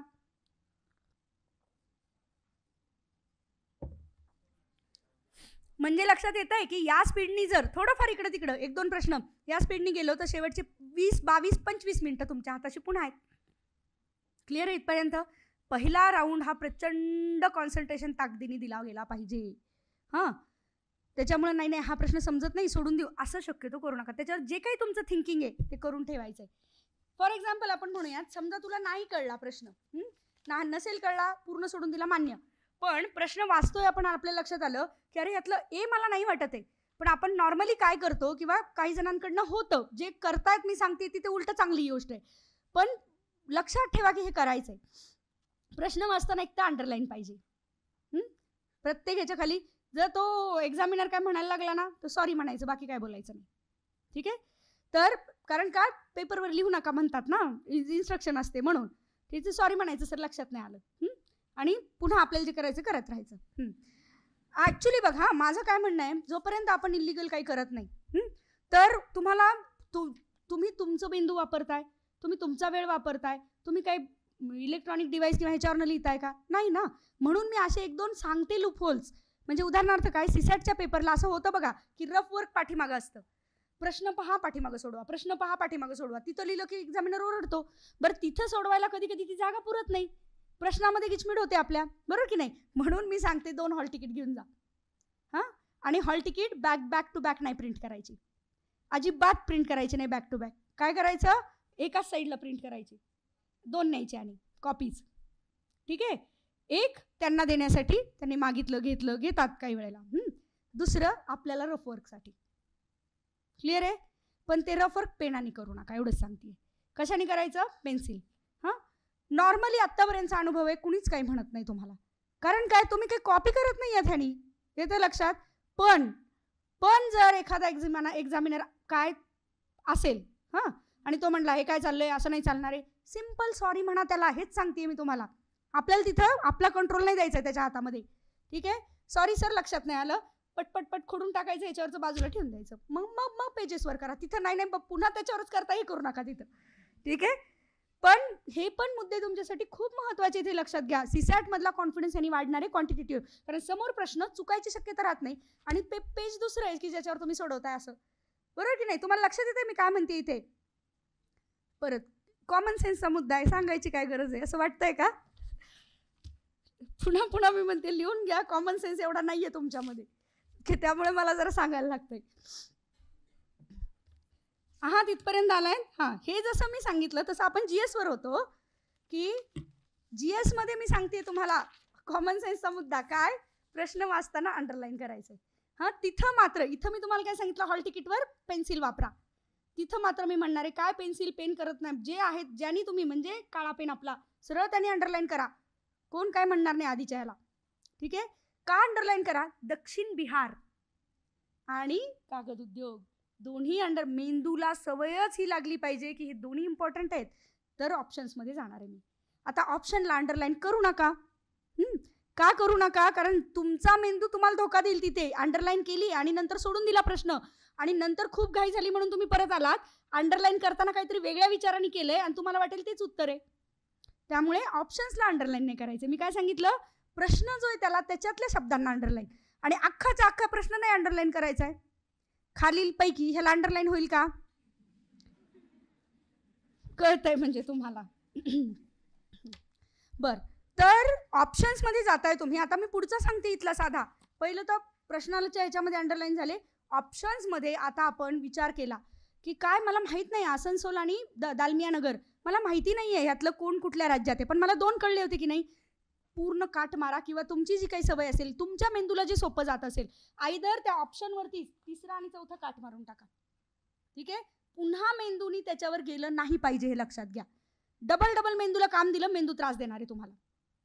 ओके, म्हणजे कट करा किंवा फुली मारून टाका, की हे ऑप्शन्स नाही आहेत. आले लक्षात काय म्हटलो आपण? एकच मिनिट. हां, आणि मी म्हणणार आहे त्यातले त्यात तुमच्या, आता ठीक आहे आसनसोल आणि दालमिया नगर माहीत नाही, आल्यावर ठरवू. प्रचंड त्रास होतोय की नाही आत्ता सांगू शकत आहे तर ठीक आहे, काही प्रॉब्लेम नाही. पण जर त्यातले त्यात तुम्हाला वाटत असेल की अरे मला वाटतंय आसनसोल पश्चिम बंगालमध्ये वाचल्यासारखं, हां, याचा अर्थ काय की दालमिया नगर असू शकतं, पण मला आत्ता नाही डिसाईड करायचं की मी लिहिणार आहे का, गोळा करणार आहे का, मला ते 2nd किंवा 3rd राऊंडला मी ठरवील. हां, तरी मी म्हणणार आहे की तिथे एक छोटी टिक करून ठेवा दालमिया नगरला. पुन्हा म्हणजे काय की वर्स्ट केस की शेवटाकडे आपल्याला वेळ नाही पुरला तर दालमिया नगरचा डायरेक्ट गोळा करता आला पाहिजे तुम्हाला. तिथे वाचायला वेळ नाही आहे की अरे परत दक्षिण बिहार आणि परत कागद उद्योग नाही, ए आणि खाटकन काय प्रश्न होता हे पण बघायचं नाहीये. कळलं मी काय म्हटले? त्यामुळे पहिल्याच राऊंडमध्ये तुम्हाला ही मी जे म्हणते की कॉन्सन्ट्रेशन जबरदस्त पाहिजे पहिल्या राऊंडमध्ये. 2ऱ्या आणि 3ऱ्या राऊंडला शक्यतो जे करता तुम्ही त्याच्यात चुकण्याचे चान्सेस जास्ती असतात असं माझं मत आहे. कारण मेंदू ही जी प्रोसेस आहे ती 2ऱ्या आणि 3ऱ्या राऊंडला होती, ती पहिल्या राऊंडला कमी होते तुलनेने. ओके, त्यामुळे एकटं कट करायचे जे नाही आहेत, जे परफेक्टली माहिती की हेच उत्तर येते तर तुम्ही ऑलरेडी टिक करणारच आहात. म्हणजे कुठे क्वेश्चन पेपरच्या तुमच्या ऑप्शनवरती टिक झालीच पाहिजे हे लक्षात घ्या. पुन्हा सांगतेय मी, समजा असं म्हणू की तुम्हाला परफेक्टली माहिती आहे दालमिया नगर हेच उत्तर आहे आणि तुम्ही गोळा पण करताय तिकडे, पण तिथे टिक झालीच पाहिजे. आता तुमच्यातल्या काही जणांचं आहे की ग्रुप करताय तुम्ही, ग्रुप म्हणजे काय की 10चा 15चा ग्रुप करताय आणि मग तुम्ही गोळे भरताय, त्यामुळे तुम्ही एनिवेज काय की टिक करणारच आहात तुमच्या जे उत्तर आहेत त्याला. पण काहींच्या बाबतीमध्ये असतं की मी सिंगल करतो, त्यांच्यासाठी पण मी हे सांगते की मुळात सिंगल करू नका असं म्हणणं आहे, पण लागू होत असेल तुमच्यासाठी तर मला काही प्रॉब्लेम नाही आहे, पण टिक तरी पण झाली पाहिजे. इकडे प्रश्न वाचला, ए उत्तर आहे आणि तिकडे तुम्ही ए गोळा केलात तर इकडे टिक केली नाही असं करायचं नाही, इथं पण टिक करून ठेवायची आहे. झालंय का इथपर्यंत? आहात बरं. मग आता आपण म्हणतोय गोळे कसे भरायचे. काल मी ऑलरेडी म्हटलं 100च्या 100 जर एकत्र भरायला गेलात तर तो क्राईम आहे, मी म्हटलंय ऑलरेडी, राईट. मग तुम्हाला आता तुम्ही कसे भरता सांगा रे, कुणाला सांगायचे काही मी कसे भरतो? हां, हो बरं, म्हणजे मग 15-15चा ग्रुप म्हणूयात. हां हां, बरं. नाही मी सीसॅट GS बद्दल आपण बोलतोय. तिथं सीसॅटमध्ये तर माझं म्हणणं आहे की क्लॅरिटीनी एक क्लॅरिटीनी तिथं सब्जेक्ट वाईज म्हणजे 15-15चा ग्रुप करताय, बरं 10चा ग्रुप करताय, ठीक आहे. नाही सब्जेक्ट म्हटलं तर 15चा करावं लागेल म्हणून मी म्हटलं. ओके ठीक आहे, आता जे तुम्हाला सोपं पडतंय ते, पण उलटं पण करून बघा. 5-5चा पण ग्रुप चालणार आहे, ठीक आहे. कारण 5 म्हणजे लागूनचे 1-2 पेजेस असतात, ते एकदा झाले की तुम्ही कॉन्फिडेंटली पुढे सरकता, ते झाले की कॉन्फिडेंटली पुढे सरकता. येते लक्षात? करून बघा हे मी सांगते. दरवेळेला सेमच स्ट्रॅटेजी सगळ्यांना लागू होईल असं नाही आहे, किंवा उलटं आधी फॅकल्टींनी तुम्हाला जरी सांगितलं असेल कुणी की 15 तर तुम्ही तीच वापरली तर वेगळं काही तुम्हाला वाटत असेल की मला वेगळी लागू होऊ शकते तर तशी पण चालणार आहे. आता या बाबतीमध्ये असं होतं बरं का की पहिले 5 मी बरं पहिल्या तर ह्याला 100%, नंतर तुम्ही 15ची करायची कितीची करायची किंवा 1-1 करायची ते तुम्ही ठरवा. पण मी म्हणणारे पहिले जे सोडवतायत कुठलाही सब्जेक्ट असू दे, पहिले जे सोडवतायत तिथे तुम्ही 5 किंवा 10 तुम्हाला कॉन्फिडन्स येईपर्यंतचा चंक तो नॉर्मली 15च्या वर निघून म्हणजे 10च्या वर निघूच नका असं माझं मत आहे. 10 प्रश्न सोडवले पहिल्या ह्याच्यामध्ये आणि बघितलं. आता ह्याच्यात धोका काय सांगते मी. पहिल्या 10 मध्ये असं वाटू शकतं की 3च मला परफेक्ट आले, उरलेल्या 7ला मला परत 2nd राऊंडला जायचंय, काही हरकत नाहीये.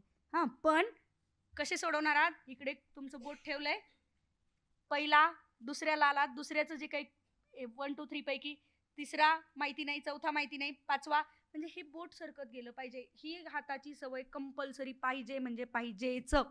येते लक्षात? पूर्ण 100 होईपर्यंत हाताची सवय पाहिजे. नाही तर तुमच्यातले हे जे मला येऊन सांगतात ना नंतर, नाही ते काय झालं 88चा 89ला गेला. ही जर सवय असेल, इम्पॉसिबल आहे की तुम्ही मिस गोळा करणं इम्पॉसिबल आहे. त्याच्यामुळे ही सवय पाहिजे असं आपण सांगतोय. आहात का? ठीक आहे. सुरुवातीला वाचला लगेच केला असं नाही करायचंय. आपण म्हटलो ऑलरेडी 5 किंवा 10चा तो ग्रुप करायचा आहे. 10चा केला तुम्ही तर कॉन्फिडन्स थोडा अजून वाढलेला असतो. हां, पण उलटं पण होऊ शकतं की त्यातले 3च आले तर लगेच कळतं की त्यातले 3च आलेत आपल्याला परफेक्ट. तर कॉन्फिडन्स खाली जाऊ देऊ नका, कारण सगळ्यांना सेम झालेला असणार आहे. हा विश्वास ठेवायचा स्वतःवर. आहात इथपर्यंत? ओके. मग आता पुढची तुम्ही ठरवा, 5चा करायचा आहे, 10चा करायचा आहे, कितीचा करायचा आहे. मी करताना म्हणजे मला ती स्ट्रॅटेजी लागू होती म्हणून की मी करताना ॲक्च्युली तिथून पुढे पहिले 10, तिथून पुढे 1-1 का 1-1 पाहिलं. मला 1-1 म्हणजे काय हां, नीट लक्षात घ्या. मला माहिती की हा परफेक्ट मला येतोय डायरेक्ट तिथे ठेवला, करून घेतला. येतोय हां, पण मला समजा 12वा आला, 13वा आला, 14वा आला, पण 15, 16, 17, 18 आले नाहीत, सुटलेच ना ते एनिवेज माझे. गोळा करायचा प्रश्नच नाही आला. सो पहिल्या राऊंडला तुमचे 50पेक्षा जास्ती असतात, असे 60 तरी असतात, 60-65 प्रश्न की तुम्ही ते सेकंडला ठेवलेले असतात आधी, बरोबर की नाही. म्हणजे तसं पण मग ग्रुप करायची काय गरज आहे असं मला वाटतं. तुम्ही करून बघा ही पण एक, की तुम्हाला जे परफेक्ट माहिती आहे ते लगेच गोळा करून टाका. परफेक्ट माहिती ते लगेच गोळा, आणि मग दुसऱ्या राऊंडला तुम्ही म्हणताय तसं की 5 किंवा 10चा तो तुम्ही चंक केलात आणि आता मला भरायचंच आहे, आता काही प्रश्नच नाही आहे, भर नाही तर सोडून दे, या दोनपैकी काहीतरी आहे. तर मग त्यावेळेला तुम्ही हे केलेत, ग्रुप्स केलेत. मग जे तुम्हाला करायचे 5, 10, 15 जे ग्रुप्स करायचे तुम्हाला. झालं इथपर्यंत? 5-5चा ग्रुप किंवा 10-10चा ग्रुप मी का नाही म्हणते, ज्याला परफेक्ट जो आहे त्याला, त्याचं कारण तो वाचलाय, मेंदूने उत्तर दिलंय, पुन्हा तो प्रश्न बघण्यात म्हणजे त्याचा आकडा किती आहे बघण्यात सुद्धा मला वेळ नाही घालवायचा आहे. सो बघितला, आलं, उत्तर लिहिलं, बघितला, आलं, उत्तर लिहिलं, म्हणजे पुन्हा मला मेंदूला तिकडे न्यायचं नाहीये म्हणून. पण ही तुम्ही ठरवू शकता तुमच्या प्रत्येकाची काय स्ट्रॅटेजी असावी.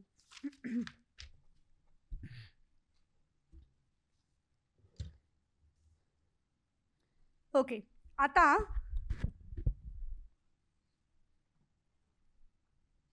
सेकंड आणि थर्ड राऊंड, जो कुठला तुम्ही म्हणत असाल की माझा फायनल राऊंड आहे हा, त्या राऊंडला आपण आधी बोललो ते पुन्हा सांगतेय मी, लॉजिकली किंवा माहिती असताना एक जरी उत्तर त्यातलं जे माहिती आहे तुम्हाला ते उत्तर तुम्ही काय म्हणूयात कन्फर्म लिहून द्यायचं आहे. पण GSच्या बाबतीमध्ये मी काही विद्यार्थ्यांना हे करताना बघितलंय की काय मला 80च आले बाबा, पुढचं काही सुधरत नाही आहे, म्हणजे पूर्ण अंधार आहे असं म्हणूयात आपण. तर काय, मी पुढचे 10 प्रश्न असे घेणार आहे की जे सगळे ए ए ए ए ए ए ए लिहून टाकले. त्या ए मधले किमान 4 तर येतील बरोबर. असं करतात. GSला हे करायचं नाही असं मी सांगणार. ठीक आहे, कारण प्रश्न म्हणजे शेवटी आपण काय करतोय, आपण त्या जो पेपर सेटर आहे त्याच्या माइंडसेटमध्ये जाऊन विचार करा की असं काही सलग ए नको आहेत, उलटा विचार करा बरं का, सलग बी नको आहेत किंवा सलग सी नको आहेत असा विचार करून काढतो का रे तो पेपर? नाही काढत. त्याचा पेपर, त्याचे दिलेले ऑप्शन त्याला जे सुचतील किंवा त्याला जर वाटत असेल की अरे मला चुकवायचंय म्हणून पहिला ऑप्शन वेगळाच काहीतरी दिला. येतं लक्षात? आता प्रत्येक प्रश्नाची ती काय खासियत असणार आहे. उदाहरणार्थ आपण म्हणूयात की काल बैसाखी आहे, माहिती आहे सगळ्यांना. काल बैसाखी हे ज्याला आपण म्हणूयात प्री मॉन्सूनल शॉवर्स, पूर्वमोसमी पावसाचा एक प्रकार, खालीलपैकी कुठल्या राज्यात आढळतो? कुठे आढळतो? कुठे आढळतो? तर आता हे माहिती आहे तुमच्या मेंदूला, पण त्यांना पण माहिती आहे की बैसाखी म्हटलं की आपला मेंदू पटकन रिॲक्ट होऊ शकतो, म्हणून पहिला ऑप्शन कधीच वेस्ट बेंगॉल देणार नाहीत ते. पहिला ऑप्शन काय, परत दुसरा पण महाराष्ट्र पण देणार नाहीत ते. पहिला ऑप्शन कायम पंजाबच येणार, हे लक्षात घ्या. समजलं आपण काय म्हटलो? मग बघा मी काय सांगण्याचा प्रयत्न करतेय, GS मध्ये ऑप्शन असे व्हॅलिड पाहिजेत की सलग 5-6 बीच आले असं नाही झालं पाहिजे, असा विचार नाहीत ते करत. पुन्हा एकदा सांगते, नीट समजतंय? असं होऊ शकतं की सलग 6 बीच आले, सलग 6 सीच आले, असं होऊ शकतं असं मी म्हणतेय. आणि तुम्ही जर हा विचार करत असाल की अरे कुठला तरी ह्यातलं ए असेलच ना, आणि ते खरंच सलग 6 सी आले तर काय करणार आहात तुम्ही? कारण ते तसा विचार करून नाही प्रश्न सेट केलेले. म्हणून GS मध्ये हे करू नका. ॲब्सोल्यूट माहीत नाही तिथं ए ए ए ए केलं, बीबी बीबी केलं, हे करायचं नाही. जिथे अंधार ते सोडून द्यायचं, ऑलरेडी आपण सांगितलंय तुम्हाला. क्लिअर आहे इथपर्यंत? आता दोन्ही बाबतींमध्ये की समजा तुम्हाला वाटतंय की अरे सायन्स किंवा सायन्स अँड टेक किंवा काय म्हणूयात आपण, कुठलाही फॉर दॅट मॅटर, की या प्रश्नाचं उत्तर मला वाचलं पण नाही, माहिती पण नाही, म्हणजे पूर्ण अंधार, पण मला तरी वाटतंय की हे याचं उत्तर ए आहे. होतं ना कधी कधी असं की याचं उत्तर ए आहे, होतं का? तुम्हाला तर खूप वेळेला होतं असं वाटणं. ठीक आहे. तर आयदर की माहिती काहीच नाही पण वाटतंय की हे उत्तर आहे, किंवा उलट की 50% मध्ये वाटतंय की हे उत्तर आहे. तर इन बोथ केसेस मी सांगते हां, इन बोथ केसेस तुमचा तो विषय कसा आहे ह्याच्यावर ठरणार आहे. हां, तुम्हाला जर सायन्स म्हणजे सर्वेश जसं म्हटला सायन्स सोडून देऊ का, आणि सर्वेशला जर वाटलं की सायन्सचं बायोलॉजीचा एखादा प्रश्न आलाय आणि नाही याचं उत्तर मला डी वाटतंय, मी म्हणणार आहे ठीक आहे वाटू दे पण ते लिहू नकोस. येतंय लक्षात? पण एखाद्याचं MSc बायोटेक आहे आणि त्याला वाटतंय किंवा तिला वाटतंय की याचं उत्तर डी, मला माहित नाही पण मला वाटतंय की डी असू शकतं, मी म्हणणार आहे लिहून ये 100%. क्लिअर आहे? म्हणजे काय, तुमचा स्ट्रॉंग विषय, तुमचा त्या विषयाचा अभ्यास,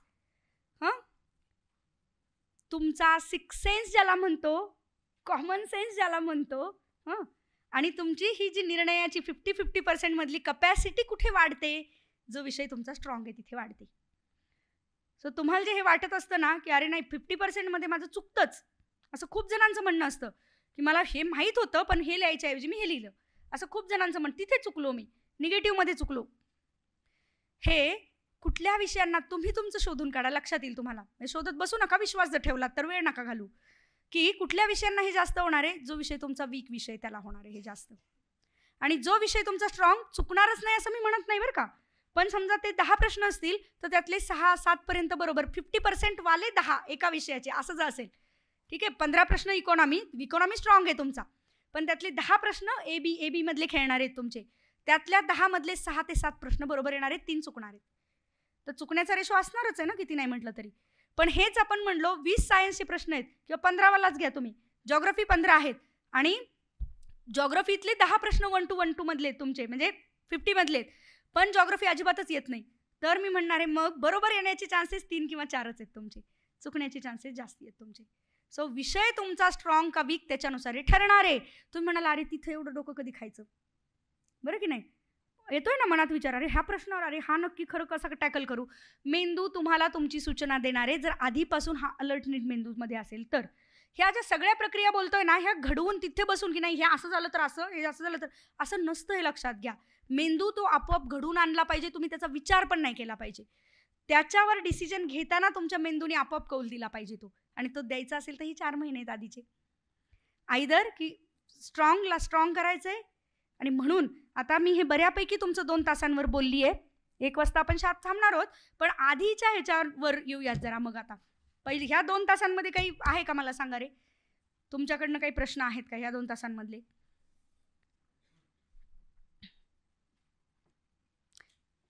पुढं बोलणार आहे मी, पण बोलण्यापूर्वी जरा मला एक मिनिटासाठी पण खरं खरं उत्तर, बरं का. हा बिचारा काल उगाचच सापडत होता एकटाच, सकाळी पण दुपारी पण रात्री पण सगळ्या वेळेला, पण हो ना. तर मनापासून पण खरं उत्तर पाहिजे मला. काय की आत्तापर्यंत जे बोललो आपण, तर ह्याचा उपयोग आहे का तुम्हाला, तुम्हाला काय वाटतंय? खरं उत्तर पाहिजे.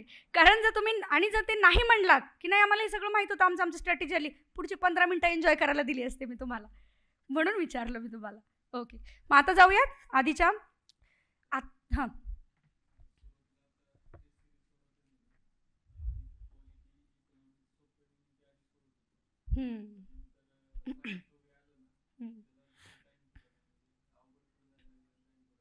ओके,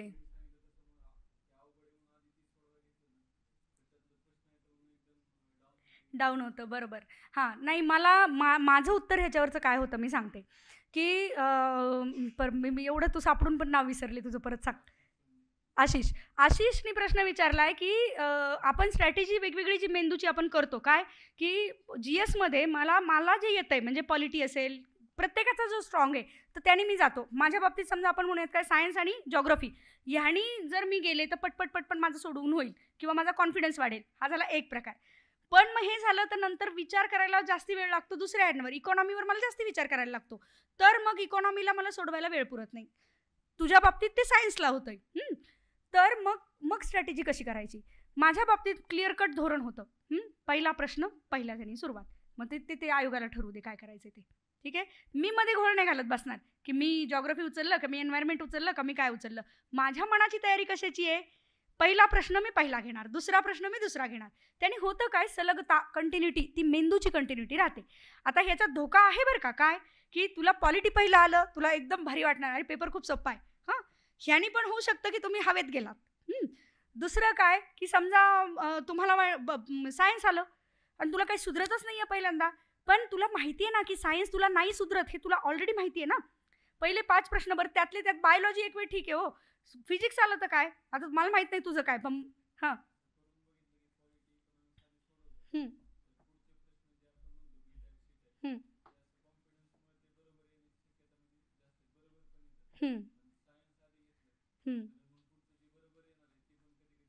ओके, हां, ठीक आहे. मग आता ही परत काय पर्स्पेक्टिव्ह आपला कसा, ॲटिट्यूड कसा डेव्हलप झाला याच्यानुसार. माझ्या बाबतीत काय होतं, म्हणजे नो मॅटर व्हॉट, या अशा ह्याच्या बाबतीमध्ये की मी हलत नाही, की सिच्युएशन कशी पण असू दे, हलत नाही हे मला माहिती आहे. आता ते प्रत्येकाचा बरं इंटेन्सिटी पण असते ना त्याची, की काय लेवलला तुम्ही घेऊ शकता तुमची पण, प्रत्येकाची पण. स्ट्रॉंग म्हणजे किती स्ट्रॉंग माणूस आहे, वीक म्हणजे किती वीक माणूस आहे, प्रत्येकाची ती इंटेन्सिटी असते. मी म्हणेन की मी माझं उत्तर काय केलं असतं याच्यामध्ये, की इच क्वेश्चन प्रत्येक आला 1 2 3 4 5 अशाप्रमाणे गेले असते. समजा म्हणूयात इकॉनॉमीच पहिलं आलं, इकॉनॉमी तरी सगळं येतं माझं बरोबर, इकॉनॉमी वीक समजू नका मला, मयूरदादांच्या लेवलला शिकवीन मी तुम्हाला इकॉनॉमी. पण समजा आपण फिजिक्स, माझा क्लीन बोल्ड कुठं होऊ शकतो, तो फिजिक्समध्ये. अजिबातच एक पण प्रश्न मला येणार नाही फिजिक्सचा, मी साध्यातला साधा पण येणार नाही, मी तुला सांगते फिजिक्सचा. ठीक आहे, तर याचा अर्थ काय, पहिलंच फिजिक्स आलं, तुम्हाला त्वरण विचारलंय, तुम्हाला काय अजून काय असतं फिजिक्समध्ये, अजून बरंच काय काय असं, तर ते तर आता सायन्स आलं, पण त्यातले हे जे 5 6 4 प्रश्न आले आणि ते सगळे फिजिक्सचे आले, पहिलेच 4 येताना माझ्या मेंदूला माहिती आहे की हे मला नाहीच येणार, हे मला आधीपासून ॲक्सेप्टेड आहे. सो हे 4 प्रश्न हे आपले नाहीच आहेत, चला पुढे चला. ठीक आहे, पण म्हणून मी डायरेक्ट उचलून जॉग्राफीवर नाही गेले. मी काय केलं, पहिला एक मला दिसला, मी तो प्रश्न पण वाचला नाही, हे लक्षात घ्या बरं का. मला दिसला, मेंदून नजर फिरवली फक्त, पहिला दुसरा तिसरा मला सलग दिसत आहेत की हे काय आहेत, 6 पर्यंत मला दिसत आहेत फिजिक्स आहेत. माझा मेंदू त्याला हातच लावायला जाणार नाही, राईट. पण 6वा मला दिसला, आता काय माझा स्ट्रॉंग होल्ड आहे. बायो तुम्ही एक पण चुकवून दाखवा माझा प्रश्न, कारण MSc बायोटेक आहे माझं शेवटी. आणि मी पुन्हा पुन्हा सांगते की लाईफ सायन्सेसचे किती लोक आहेत रे इथे, लाईफ सायन्सेस कळतं ना, जे आहेत त्यांना ते कळायला पाहिजे, हो ना. म्हणजे कोण, बायोलॉजी, झुलॉजी, बॉटनी, BSc ज्यांचं आहे, किंवा मायक्रोबायोलॉजी, बायोटेक्नॉलॉजी, डॉक्टर्स, हे सगळे मी म्हणते हे सगळे प्रचंड सिन्सिअर असतात. आणि त्यांनी हा टोमणा कोणाला होता कळला का, हा कोणाला होता, इन कोट्स इंजिनियर्सला. प्रत्येक प्रोफेशनची आपापली, मी सांगते हे नेहमी, आपापला स्ट्रॉंग पॉईंट वीक पॉईंट मान्य करायचा, त्यात काही प्रश्नच नाही. सिन्सिअर असतात का, 100% सिन्सिअर असतात, हे लक्षात घ्या. मेजॉरिटी त्यातले, एखाद दुसरा सोडून देऊ आपण सगळीकडे सापडणार आहे तुम्हाला. पण सिन्सिअर असतात म्हणजे काय, अभ्यास मोठ्या पुस्तकांमधनं केला, लेनिंजर सारख्या पुस्तकांमधनं अभ्यास केलेला असतो, याचा अर्थ काय, स्ट्रॉंग होल्ड आहे तिथे. ठीक आहे, पण हे मी वाईट वाटू नये म्हणून पटकन 1 मिनिटात सांगते. इंजिनियरचं मी कालच सांगितलं, तुमचा स्ट्रॉंग होल्ड काय असतो, नाही सीसॅट नाही, म्हणजे मी ॲट्रिब्यूटच्या बाबतीत बोलते, व्हॅल्यूजच्या बाबतीत बोलते. काय, शेवटच्या क्षणाला द्या तरी करून दाखवणार, रिझल्ट आणून दाखवणार. आता येऊयात आपण आपल्या मुद्द्यावर परत, की ज्यांचा लाईफ सायन्स आहे त्यांना बायोलॉजी खूप चांगलं जाणार आहे. जर त्यांना ते चांगलं जाणार आहे तर, म्हणजे जसं माझं, तर मग मला दिसतंय, म्हणजे काय, मला माहिती आहे प्रत्येक प्रश्नाचं मेरिट माझ्यानुसार मला माहिती आहे, ते आधीपासून माहिती आहे, त्याच्यामुळे मी तिथं हलत नाही. फिजिक्स 6च्या ऐवजी 8 आले तरी मी हलत नाही, कारण मला माहिती की पुढे आहेत ना माझे, कोण आहे, जॉग्राफी आहे, एन्व्हायरमेंट आहे, सायन्स आहे. आता हे असू शकतं की तुमच्या तुलनेत तो कॉन्फिडन्स माझा जास्ती, कारण याच्यातली मेजॉरिटी विषय माझेच आहेत. मेजॉरिटी म्हणजे काय, एन्व्हायरमेंट आहे, जॉग्राफी आहे, बायोलॉजी, म्हणजे हे जे काय म्हणूयात, biology, chemistry for that matter, हे सगळे विषय आहेत की जे डायरेक्ट म्हणजे 100% मध्ये जाणारे माझे आहेत. हे जर मला माहिती आहे तर मी तिथं फिजिक्सला हलणार नाही. जसं आपण कालच्या ह्याच्यात बोललो की आर्ट अँड कल्चर अख्खं सोडून दिलं वरूननी, सेम आपण म्हणूयात तसं असा एखादा विषय. मग आता ही स्ट्रॅटेजी तुझ्या मेंदूची, म्हणजे हे बाकीच्यांसाठी पण लागू आहे, तुम्हाला काय सोपं जात आहे. जर तुम्हाला वाटत असेल की नाही मला पॉलिटी घेतल्याने तो कॉन्फिडन्स येणार आहे आणि मग मी पुढे नीट करू शकणार, आता आणखीन एक असतो बरं का, मिथ म्हणूयात किंवा काय म्हणूयात, की ॲनालिसिस केलेलं असतं तुमच्यापैकी, की सलग का म्हणजे एक पण प्रश्न का लिहित नाहीत, गोळा का करत नाहीत? कारण मनामध्ये तुमच्या बसलेलं असतं की पुढं कुठेतरी त्याच्याबद्दलचं येईल आणि मग ते कन्फर्म होईल.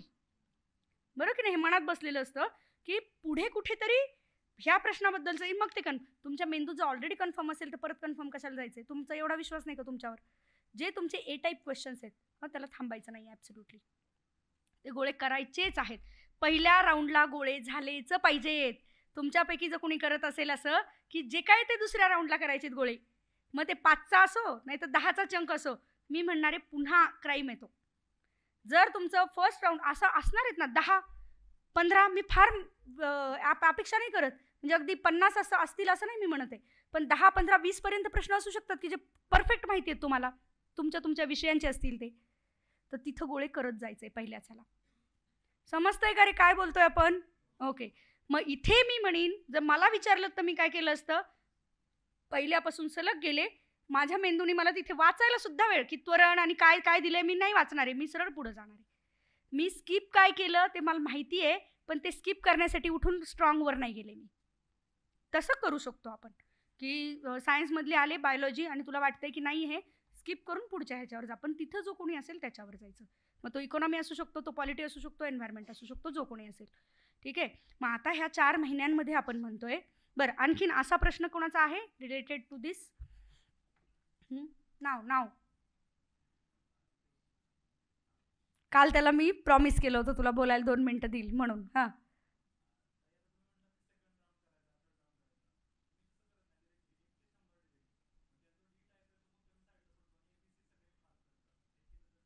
ॲक्च्युली बघा चालू शकेल, पण त्याच्यातले मग तो म्हणजे काय असतं, प्रत्येकाची स्ट्रॅटेजी असते. मी म्हणेन की वर्कआउट जर होत असेल, मला तो फायनल 130 पेक्षा जास्त, आजच्या सत्राचं नाव आहे 130+, म्हणून तर छोटे छोटे आपण म्हणतोय. कारण शेवटी तुमच्या अभ्यासासहित हे मुद्दे आहेत की जे तुम्हाला एक एक प्रश्न पुढे नेणार आहे तुम्हाला. तुझ्यासाठी वर्कआउट होत असेल तर काही प्रॉब्लेम नाही आहे, ठीक आहे. पण धोक्यांसहित म्हणजे काय, तुला माहिती आहे की ह्याचे प्रॉब्लेम काय आहेत, ह्याच्या सहित तू ॲक्सेप्ट केली असेल तर काय प्रॉब्लेम नाही. धोके काय आहेत? मग इथं मी म्हणेन की हे जे तुमचं मिथ होतं ते तिथं खरं आहे. म्हणजे काय, की तुझा जो सी टाईप क्वेश्चन आहे, जो तुला कन्फर्म नाही, तुला वाटतंय की ह्याचं उत्तर सी किंवा डी जे काय आहे, पण कन्फर्म नाही आहे तुला ते. हां, ते कन्फर्म होऊ शकतं पुढच्या कुठल्यातरी एखाद्या प्रश्नामध्ये. म्हणजे काहीतरी त्याची लिंक असू शकते का असू शकते मी म्हणेन. ठीक आहे. तरी चालणार आहे, तरी म्हणजे मी पुन्हा म्हणते की त्या प्रत्येकाच्या का अशा, तुझा मेंदू जर सांगत असेल की हे जे मी 2 पैकी म्हणतोय, हां, तो मेंदू तुझा स्ट्रॉंगली ऍक्ट करतोय का, त्याच्यानुसार ठरणार आहे. आयडियली सजेस्ट करूयात आपण की ए टाईप पहिल्या राऊंडला केले आणि बी टाईप, सी टाईप मी करताना ते सेकंड राऊंडला सगळं जे काय ते आत्ता फायनल केलं. ठीक आहे. पण डी टाईप ज्याला आपण म्हणतोय ते कम्प्लिटली सोडून दिले. मग ते किती, ते काय 2, 3, 4 जे काय असतील. ठीक आहे. कृपया करून 100 पैकी 100 मारून आलो असं करू नका. ॲक्च्युली असं होत नाही बरं का, की खरंच 100 खूपच सोपं असेल तर होऊ शकतं का, होऊ शकतं, ठीक आहे. पण असं नॉर्मली होत नाही की 100 पैकी 100 सगळे झाले. तिथं मग तुमच्यातल्या कोणीतरी तो तुक्काच मारलेला आहे. तर शक्यतो हे करू नका असं मी म्हणते. पण तू जे म्हणतोयस ते वर्कआउट होऊ शकतं का, होऊ शकतं. ओके. फक्त मला मार्क्स दाखव, मग ठरवूयात आपण. आणखी आहे कुणाचा ह्याच्याबद्दल विषयीचा? कारण ते 2 तास प्रचंड महत्त्वाचे होते. त्या 2 तासावर आधीचे 4 महिने करायचे. तुम्हाला वाटतं अरे 4 महिन्यांबद्दल काहीच बोललो नाही. पण ते 4 महिने करण्यासाठी आधी ते 2 तासात काय हे महत्त्वाचं माहीत पाहिजे ना आपल्याला. ओके. आहात? हां. बोल ना.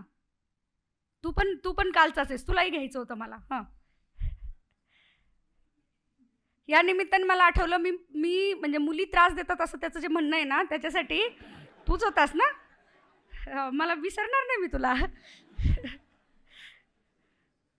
तर माझं म्हणणं आहे ठीक आहे, जाऊ द्या ॲक्सेप्ट करू. आपलं ठरलं आहे ना ॲक्सेप्ट करायचं जे काय म्हणणं आहे ते. ठीक आहे. तर ते त्यांना पण आणि आपल्याला पण त्रास कमी होण्यासाठी आपण आपल्यात काय सुधारणा करायची आहे, आपण फक्त मुली भेटू. एखाद दिवशी संध्याकाळी मी तुम्हाला वेळ देते आणि झूम किंवा काय आपल्या गुगल मीटवर आपण एक 15-20 मिनटं बोलूयात आपण. हां, या. मान्य केला तुझा मुद्दा. हां, बोल आता. माझं नाव प्रणय चव्हाण. तर मला क्वेश्चन काय होता की माझं बायोलॉजी, एन्व्हायरमेंट आणि जिओग्राफी म्हणजे ह्याच्यावरती चांगली होल्ड आहे ना, तर मग बाकी हिस्ट्री कमी पडतं आणि मोस्ट प्रॉब्ली इकॉनॉमीला जास्त वेळ द्यायला लागतो. तर मग कसं नाही का त्याच्यावरती कसं होल्ड म्हणजे आणावी जास्त. हे बघ म्हणून आता ह्या 4 महिन्यांच्या याच्यावर येते मी. तुझ्या प्रश्नाचं उत्तर कदाचित तिथे मिळेल तुला. आणि अजून एक होतं की नाही का सायन्स हे पटकन रीड होतं ना, तर मग त्याला ऍटलीस्ट किती वेळ द्यावा, म्हणजे पटकन होतं तर मग वाचायला म्हणजे रिव्हिजनला वाचायला म्हणतोयस तू कप सोडवायला? रिव्हिजनला. ओके, हां. मग आता ते नुसतं सायन्स किंवा ह्याच्यापैकी असं नाही आहे ते आपल्याला. आता म्हणून मी इथे लिहून देते तुम्हाला, ठीक आहे? बस देते, त्याचंच उत्तर देते. तर जेव्हा आपण 4 महिन्यांची स्ट्रॅटेजी करतोय हां, तर ती करताना आता हे जे आपले 7 विषय आहेत मुख्य, त्या सगळ्यांना तुम्हाला माहिती आहे 15-15-15, एकाला 14, एकाला काय म्हणूयात आपण 20 किंवा 21 असे तुम्हाला माहिती आहे. प्रत्येकाचा पॅटर्न तो मी इथे सांगत बसायची गरज नाही. जॉग्राफी पण मी आज बोलले नाही कारण ॲनालिसिस जॉग्राफीचं तुमचं स्ट्रॉंग आहे, मला माहिती आहे ऑलरेडी, ठीक आहे? तर ओके, एका वाक्यात सांगते ना तुम्हाला, काही प्रॉब्लेम नाही आहे जॉग्राफीचं ॲनालिसिस. तर हे तुम्हाला माहिती आहेत की कशाला किती किती कशा प्रकारचे प्रश्न पडत आहेत. त्यामुळे ऑलमोस्ट इक्वल म्हणूयात आपण, ऑलमोस्ट नुसता विषय बघितला तर, पण नुसत्या विषयावर ऑलमोस्ट इक्वल म्हणजे काय करा, पुढचे 3-4 महिने इक्वली डिव्हाइड करायचे नुसतं जर बघितलं तर. कारण मार्क म्हणजे आपण काय केलं, फक्त वेटेज किती आहे त्याच्यानुसार ठरवायला गेलो. आता वेटेज किती आहे याच्यानुसार ठरवायला गेलो तर आपल्याला दिसतंय की इक्वल डिव्हाइड होतील सगळे. म्हणजे एकाला 15 तर दुसऱ्याला पण 15 तर तिसऱ्याला पण 15 दिवस द्यायचेत आपल्याला. क्लिअर आहे इथपर्यंत? पण प्रत्येक विषयाची डिमांड म्हणजे काय, आता ती कशाने ठरणार आहे? पहिलं, रिसोर्सेस किती वाचणार आहात. जर तुम्ही रिसोर्सेसमध्ये आपण म्हटलो की जॉग्राफी काय पुस्तक वाचायचं नाही आणि फक्त सेशन्स करायचे आणि काय म्हणजे हे दोन्ही एवढे जर करायचे, एवढंच आपण सांगितलं तर मी म्हणणारे वेळ कमी होणार आहे. तुम्हाला 15-20 दिवस द्यायची गरज नाही पडणार आहे. येतं लक्षात? म्हणजे काय, तिथे जे दिलेले दिवस होते तुम्ही ते कट डाऊन करू शकताय तुम्ही. आता तो मेंदूचा खेळ तुमचा आहे की तुम्हाला लक्षात यायला पाहिजे की ती किती दिवसात होणार आहे. त्यासाठी वर्कआउट, याचा अर्थ काय बघा, आपण लॉंग टर्मचं प्लॅनिंग आहे की 28 सप्टेंबरला मला सगळं झालेलं पाहिजे. ते होण्यासाठी मी म्हणणार आहे की आधीचे 3 ते 4 दिवस सोडून द्यायचेत आपल्याला. म्हणजे ते 3-4 दिवस सोडून दिले तुम्ही, आपण असं म्हणूयात 25पर्यंत येऊयात आपण. 25 सोडून दिलाय, 24 सप्टेंबरपर्यंत तुम्ही आलाय. सो 24 सप्टेंबरपर्यंत पासूनच्या अलीकडचा काळ लक्षात घ्या. साधारणपणे मी म्हणेन तो रिव्हिजनचा काळ. ती 3rd रिव्हिजन 4th रिव्हिजन बद्दल बोलतोय आपण. सो 24 सप्टेंबर पासूनच्या अलीकडचा काळ म्हणजे कधीपर्यंत, तर 24 दिवस पूर्ण. आता हा व्हॅरी होईल ना प्रत्येकासाठी. काहींना तो 24 दिवसांचा लागेल, काहींचं जर रीडिंगच अजून फर्स्ट रीडिंगच पूर्ण नसेल तर काहींना तो जास्ती पण लागू शकतो. तुम्ही किती कसं वाचलंय, किती रिसोर्सेस वाचले त्याच्यानुसार ठरणार आहे. पण मी म्हणेन की ते 24 दिवस बाजूला काढा आधी. म्हणजे 31 ऑगस्टपर्यंत तुमचं सगळं नीट पूर्ण झालेलं पाहिजे. खरं म्हणजे ते नीट झालेलं पाहिजे, ती सुद्धा रिव्हिजनच आहे तुमची, राईट? आणि मग पुढे परत पुढची की जे राहिलंय अदर किंवा म्हणूयात की पॉलिटीसारख्या विषयाला तुम्हाला फंडामेंटल राईट्स आणि हे पुन्हा पुन्हा बघायला लागतं. जॉग्राफीसारख्या विषयाला असेल तर जिओमॉर्फॉलॉजी आणि क्लायमेटॉलॉजीमधले जे जिओमॉर्फॉलॉजी काय म्हणूयात आपण, पृथ्वीचं अंतरंग, त्याचे सगळे डिटेल्स, नंतर plate tectonic theory, continental drift theory असेल, जिग्सॉ फिट असेल, किंवा काय म्हणूयात आपण नदी म्हणजे एजंट्स वेगवेगळे कारक आणि त्याच्यापासून तयार होणारी भूरूप, सगळं पुन्हा एकदा नीट नजरेखालनं घालावं लागेल. येतंय? मग ते घालायला अर्धा दिवस पण लागू शकतो, 2 दिवस पण लागू शकतात. हे तुम्ही कशा पद्धतीने तुमचा विषय झाला आहे ह्याच्यावर ठरणार आहे. जर समजत नसेल तर आत्तासाठी सोपं काय करतोय आपण, तर क्लिअरली 24 पुढचे दिवस सोडून द्यायचे, 31 ऑगस्टपर्यंत पूर्ण झालं पाहिजे. मग जर 31 ऑगस्टपर्यंत पूर्ण झालं पाहिजे, हे 7 डिव्हाइड करून टाका. डिव्हाइड केलेत, मग मात्र आता खाली वर करा, सरकवायचे तुम्हाला. म्हणजे इकडच्याला तिकडे हलवायचे, तिकडच्याला इकडे हलवायचे. सायन्स कदाचित म्हणजे तुला कदाचित सायन्सला वेळ लागेल वाचायला, रिव्हिजनला, समजून घ्यायला, पुन्हा सत्र करावी लागतील, दोन्ही करावं लागेल. सत्र पण करावं लागेल आणि पुस्तकं पण वाचावी लागतील, कारण होल्ड यायचं आहे त्याच्यावर. समजतं का आपण म्हणतोय? पण पॉलिटी स्ट्रॉंग आहे म्हणतोय, याचा अर्थ 10, जर मी 15 दिवस दिले होते, जे काही डिवाइड करा त्याच्यानुसार जे काही दिवस येतील, 15 दिवस दिले होते, तर त्या 15 मधलं माझं 10 दिवसात होणार आहे. हे 5 माझे शिल्लकचे दिवस बाजूला लिहून ठेवा. शिल्लकच्याची नंतर बेरीज करायची आहे तुम्हाला, म्हणजे तो तुमच्या मेंदूचा अंदाज पाहिजे. मी सेशनमध्ये आता तर तो मेंदूचा म्हणजे हे का सांगतोय आपण, जर तुम्हाला ऑलरेडी कळत असेल तर काही प्रश्न नाही बरं का. पण अनेक वेळेला होतं की कळत नाही, म्हणून कसं जाऊ, नॅरो डाऊन कसं करू, तर असं करा, असं सांगते मी. म्हणजे आधी इक्वली डिवाइड करून ठेवायचे, मग नजरेसमोर ते सगळे ठेवून याचे 5 तिकडे दिले. ते देण्यासाठी दिले किती ह्याच्यासाठी आधी कळावं लागेल किती दिवसात होणार आहे. आणि म्हणून मी पॉलिटीला 10 दिले. आता तो रॅन्डमच असतो बरं का आकडा, की खरंच 10 दिवस तुम्हाला नाही माहिती की 10 दिवसात खरंच होणार आहे नाही होणार आहे. हां, पण आपण एक साधारण टेंटेटिव्ह म्हणू शकतो की मॅक्सिमम तर 15च आहेत, त्याच्यावर तर नाही देऊ शकत समजा मी, जे काही होतील तुमचे. तर याचा अर्थ मला आता इथं त्याच्या 1/3 मध्ये बसवायचं, 2/3 मध्ये बसवायचं आहे. म्हणजे 10 दिवसात पॉलिटी झालं पाहिजे. म्हणून 5 शिल्लक राहिले असं केलं आपण. असं करत शिल्लकांची टोटल करा आणि मग ती वाटून द्यायची आहे. आता ती वाटायची ह्याच्यासाठी काय केलं पाहिजे, तर तक्ता करायचा क्लिअरली. काय तक्ता? तर मी तुम्हाला काल म्हणले होते तसं. काय तक्ता असेल, तो चार्ट कसा येईल हे लक्षात घ्या. ठीक आहे, मी इथे दाखवते वाटल्यास 1 मिनिटासाठी. आज एवढंच बघून 1-2 मिनिटात थांबतोय आपण. तर आता सब्जेक्ट लिहिताना इथे हा असणार आहे तुमचा, की ज्याला आपण म्हणूयात की आयोगाचा स्ट्रॉंग. ठीक आहे, आणि इथे आयोगाचा वीक्स विषय. कळतंय काय म्हणतोय आपण? इकडे 1 2 3 खरं म्हणजे आणखीन पुढं 4 टोटल येतील तसे. आयोगाचा स्ट्रॉंग, आयोगाचा वीक, 4 करायचे. करताना तुम्हाला काय होतं, आयोगाचं म्हणलं की तुम्हाला जरा टेन्शन येतं. म्हणून आधी काय करा वाटल्यास, तुमचा स्वतःचा स्ट्रॉंग, तुमचा स्वतःचा वीक विषय, तुमच्या स्वतः आयोगाचा स्ट्रॉंग विषय, हे आयोगाबद्दल बोलतो इथे, आणि हा आयोगाचा वीक विषय. ठीक आहे, मग आता बघूयात इथं तुमचा स्ट्रॉंग पॉलिटी. मग मेजॉरिटी लोकांचा आहे ना तुमचं स्ट्रॉंग पॉलिटी, राईट. आयोगाचा स्ट्रॉंग पॉलिटी, बरोबर का? हां, हा स्ट्रॉंग, हा स्ट्रॉंग, जर तो तुमचा स्ट्रॉंग आयोगाचा स्ट्रॉंग हे जर असेल तर तो स्ट्रॉंगच ठेवायचा आहे, की बाबा माझा स्ट्रॉंग आहे म्हणून मी नंतरची रिव्हिजन केलीच नाही, हे नाही चालणार आहे. नाही चालणार आहे. आपल्याला तिथे 100% ॲक्युरसीला उतरायचं आहे, राईट. त्याच्यामुळे ती रिव्हिजन आता हे काय होतं आहे मेंदूमध्ये, आता तुम्ही तुमचा अलर्टनेस अवेअरनेस क्रिएट करताय फक्त आत्ता. हां, मग म्हणूयात हे झालं पहिल्याबद्दल बोललो आपण. मग म्हणूयात दुसरा. समजा आपण काय म्हणूयात की कुठला विषय घ्यायचा आहे दुसरा तुम्हाला? बरं, जॉग्रफी. हां, आयोगाचा स्ट्रॉंगच आहे जॉग्रफी, कारण ऑब्स्क्युअर फार कमी आहे जॉग्रफीमध्ये. थेट प्रश्न डायरेक्ट उत्तर येऊ शकतात असा जॉग्रफी, म्हणजे 100% ॲक्युरसीला जाऊ शकता जॉग्रफीमध्ये तुम्ही. हां, पण जॉग्रफी काहींचं, ठीक आहे तुझ्यावरच बोलतोय तर सांग तुझा जॉग्रफी कसा आहे, म्हणजे मग आणि वीक कसा ॲव्हरेजमध्ये जातो तो केलंच नाही, म्हणजे तुझा जॉग्रफी म्हणजे सॉरी इथं नाही येणार आहे तुझा, हा जॉग्रफी तुझा इथं येणार आहे वीकमध्ये, पण तो आयोगाचा स्ट्रॉंग आहे, राईट. ही तफावत जास्त दिसतीये तुला. जास्त दिसतीये म्हणजे काय, आयोगाचा स्ट्रॉंग आणि तो तुझा वीक असून नाही चालणार आहे.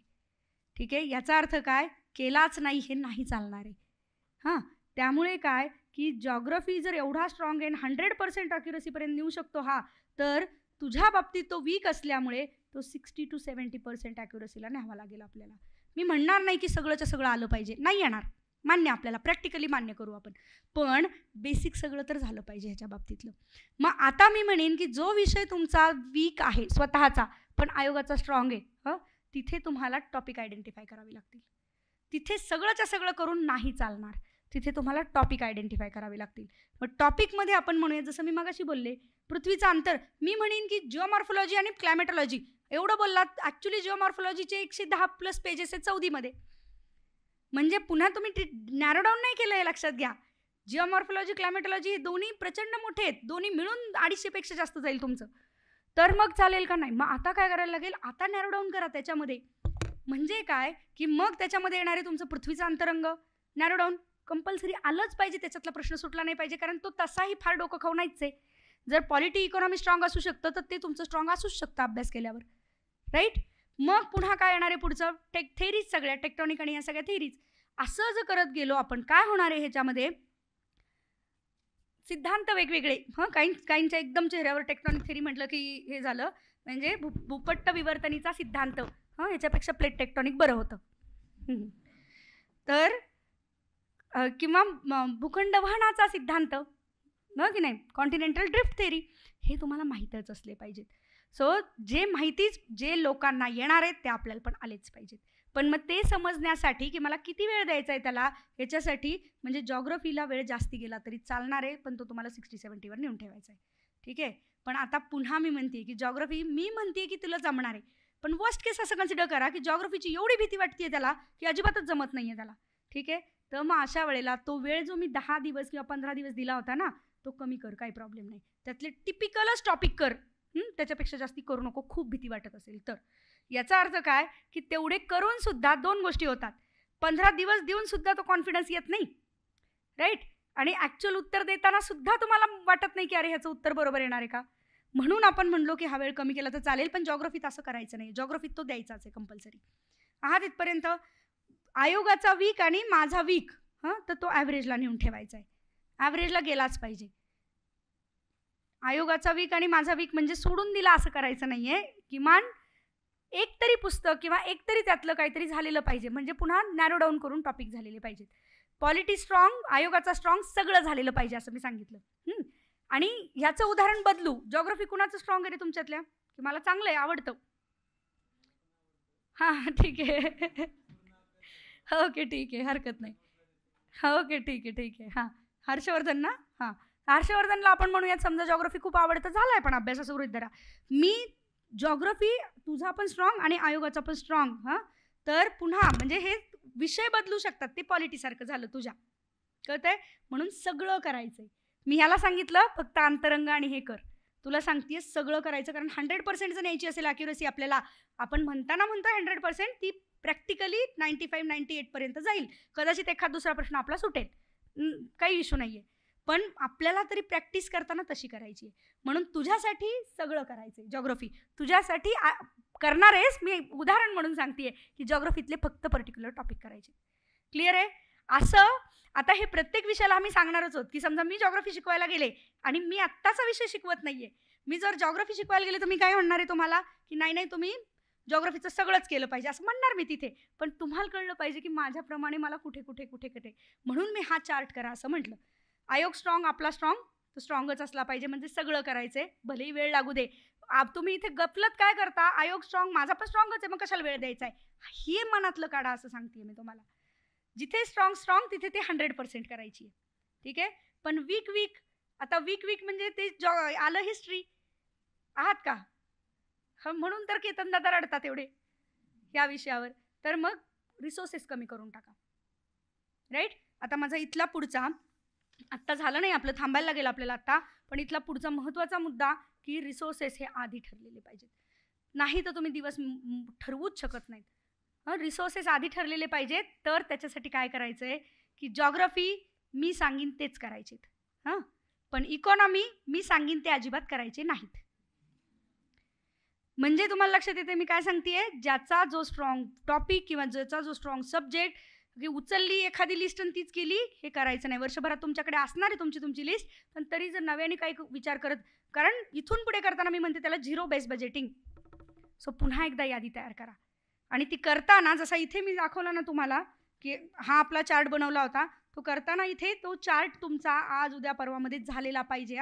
तो चार्ट कसा असणार आहे तुमचा, इथे हा असणारे पहिला विषय जो कुठला असेल तुमचा, समजा जॉग्रफी म्हणूयात आपण, इथे असणारे तुमचं बेसिक रीडिंग की हे वाचलंच पाहिजे. इथे असणारे मस्ट रीड रेफरन्स. पुढे असणारे तुमचं की मला म्हणजे काय म्हणूया, मस्ट रीड नाही की आता व्हॅल्यू ॲडिशनवालं रेफरन्स की हे वाचलं तर माझं जास्ती होणार आहे. त्याच्या पुढचा कॉलम असणार आहे तुमचा की ऑडिटरी काही आहे का त्याच्यातलं. झाले का 4. मग काय केलं आपण, बेसिकमध्ये मराठीत करत असाल तर काय, बोर्डाची पुस्तकं कंपल्सरी आहेत, ती लिहून काढा इथं जी आहेत तुमची बोर्डाची पुस्तकं. इंग्लिशमध्ये करत असाल 10वी आणि 11वीची कंपल्सरी NCERTची पुस्तकं करायची आहेत आपल्याला, लिहून काढा बेसिकमध्ये. मी म्हणते काही विषयांना बेसिक नाहीच आहेत, तिथे तुमचं फुल्ली येणार आहे किंवा तिथे 0 येणार आहे, पण जे येईल ते येऊ द्या, पण लिहून ठेवायचं बेसिकमध्ये काय, रेफरन्समध्ये काय, व्हॅल्यूमध्ये काय. मग व्हॅल्यूमध्ये आपण काय म्हटलो की समजा की हर्षवर्धनला करायचं आहे जॉग्रफी आणि स्ट्रॉंग. इंडियन जॉग्रफीचं आता समजा तुमच्या वर्गावरती नाही घेतलंय आपण, पण इंडियन जॉग्रफी हा तसा मार्क देणार आहे तिथे पण, तर इंडियन जॉग्रफीची आपली रेकॉर्डेडवरची माझी सत्र बघून घ्यायची. मग ती कुठे गेली, व्हॅल्यू ॲडिशनमध्ये गेली तुमची. मग ती व्हॅल्यूमध्ये पण टाकू शकता इथे किंवा ऑडिटरी, पण ते करायचंय. क्लिअर आहे. समजतंय का काय? कदाचित अजून तुम्हाला वेळ लागेल हे थोडंसं करायला, पण हा चार्ट तुमचा रेडी पाहिजे की मला काय करायचंय. एखाद्या पुस्तकाचं असेल की फक्त बेसिक करणार आहे मी, एखाद्या ह्याचं येईल, एखाद्या विषयाचं येईल की मला रेफरन्सच करायचं डायरेक्टली. म्हणजे एखादा असतो की लक्ष्मीकांतच करणार आहे, बाकी काय नाही पॉलिटीमधलं. आलं लक्षात? सो त्या पद्धतीने हा चार्ट रेडी करा, दाखवून घ्या पाहिजे तर एकदा आम्हाला. आणि दाखवताना मला पण सूचना द्यायची, फक्त जॉग्रफी बघा, खालचं बघू नका. समजलं काय म्हणतोय आपण? सो ज्या त्या फॅकल्टीवर तसा विश्वास ठेवा. आता एकच शेवटचं वाक्य बोलते, ते वाक्य पूर्णपणे मनात पूर्ण 4 महिने ठेवायचे. जर आपल्याला हे 4 महिने टिकायचं असेल, मी पुन्हा पुन्हा सांगते, हे 4 महिने म्हणजे प्रिलिम क्लिअर करायची असेल, छान पेपर द्यायचा असेल, छान गेला पेपर आणि मस्त आता आपल्याला मार्क पण कचकवून 130 पेक्षा जास्ती आले, ते तुमचं आत्ताचं ध्येय म्हणजे टार्गेट, म्हणजे डेस्टिनेशन आहे, म्हणजे तुमचा मुक्काम आहे तो आत्ताचा. तो मुक्काम जर मिळवला तर तो छानच आहे ना, छानच आहे तो. तुम्हाला छान वाटणार आहे की आता मेन्सला लागलो आणि कॉन्फिडन्स आला, बरोबर. पण त्याच्यासाठीचा आधीचा प्रवास पण छान झाला पाहिजे. आणि तो प्रवास छान व्हायचा असेल तर हे 2 शब्द कंपल्सरी मनामध्ये ठेवायचे, जे आपले सरच सांगतात. काय? की इथे हृदयात आग आणि डोक्यावर बर्फ. आत्तापासनं जर हे केलं, इथे कंटिन्युअस आग पाहिजे तुमच्या ह्याच्यामध्ये, आणि इथे डोक्यावर कंपल्सरी बर्फ पाहिजे. अजिबात चिडायचं नाहीये, अजिबात निगेटिव्हिटी नाही, कम्प्लीट पॉझिटिव्ह अप्रोचने आता सगळ्या गोष्टींना, इथून पुढच्या सगळ्या गोष्टींना हँडल करायचंय. आहात का तयार? ह्या अभ्यास महोत्सवाच्या निमित्ताने मी म्हणेन की एक ती ठिणगी जरी इथे तुमच्या आगीची पडू शकली ना, तर आपलं सक्सेसफुल झालं असं म्हणून टाकू. ठीक आहे? आणि तसं करण्यासाठी इथून पुढचे 4 महिने फायनल प्रिलिम पर्यंत जाण्यासाठी सगळ्यांना ऑल दी बेस्ट. थांबूयात आता.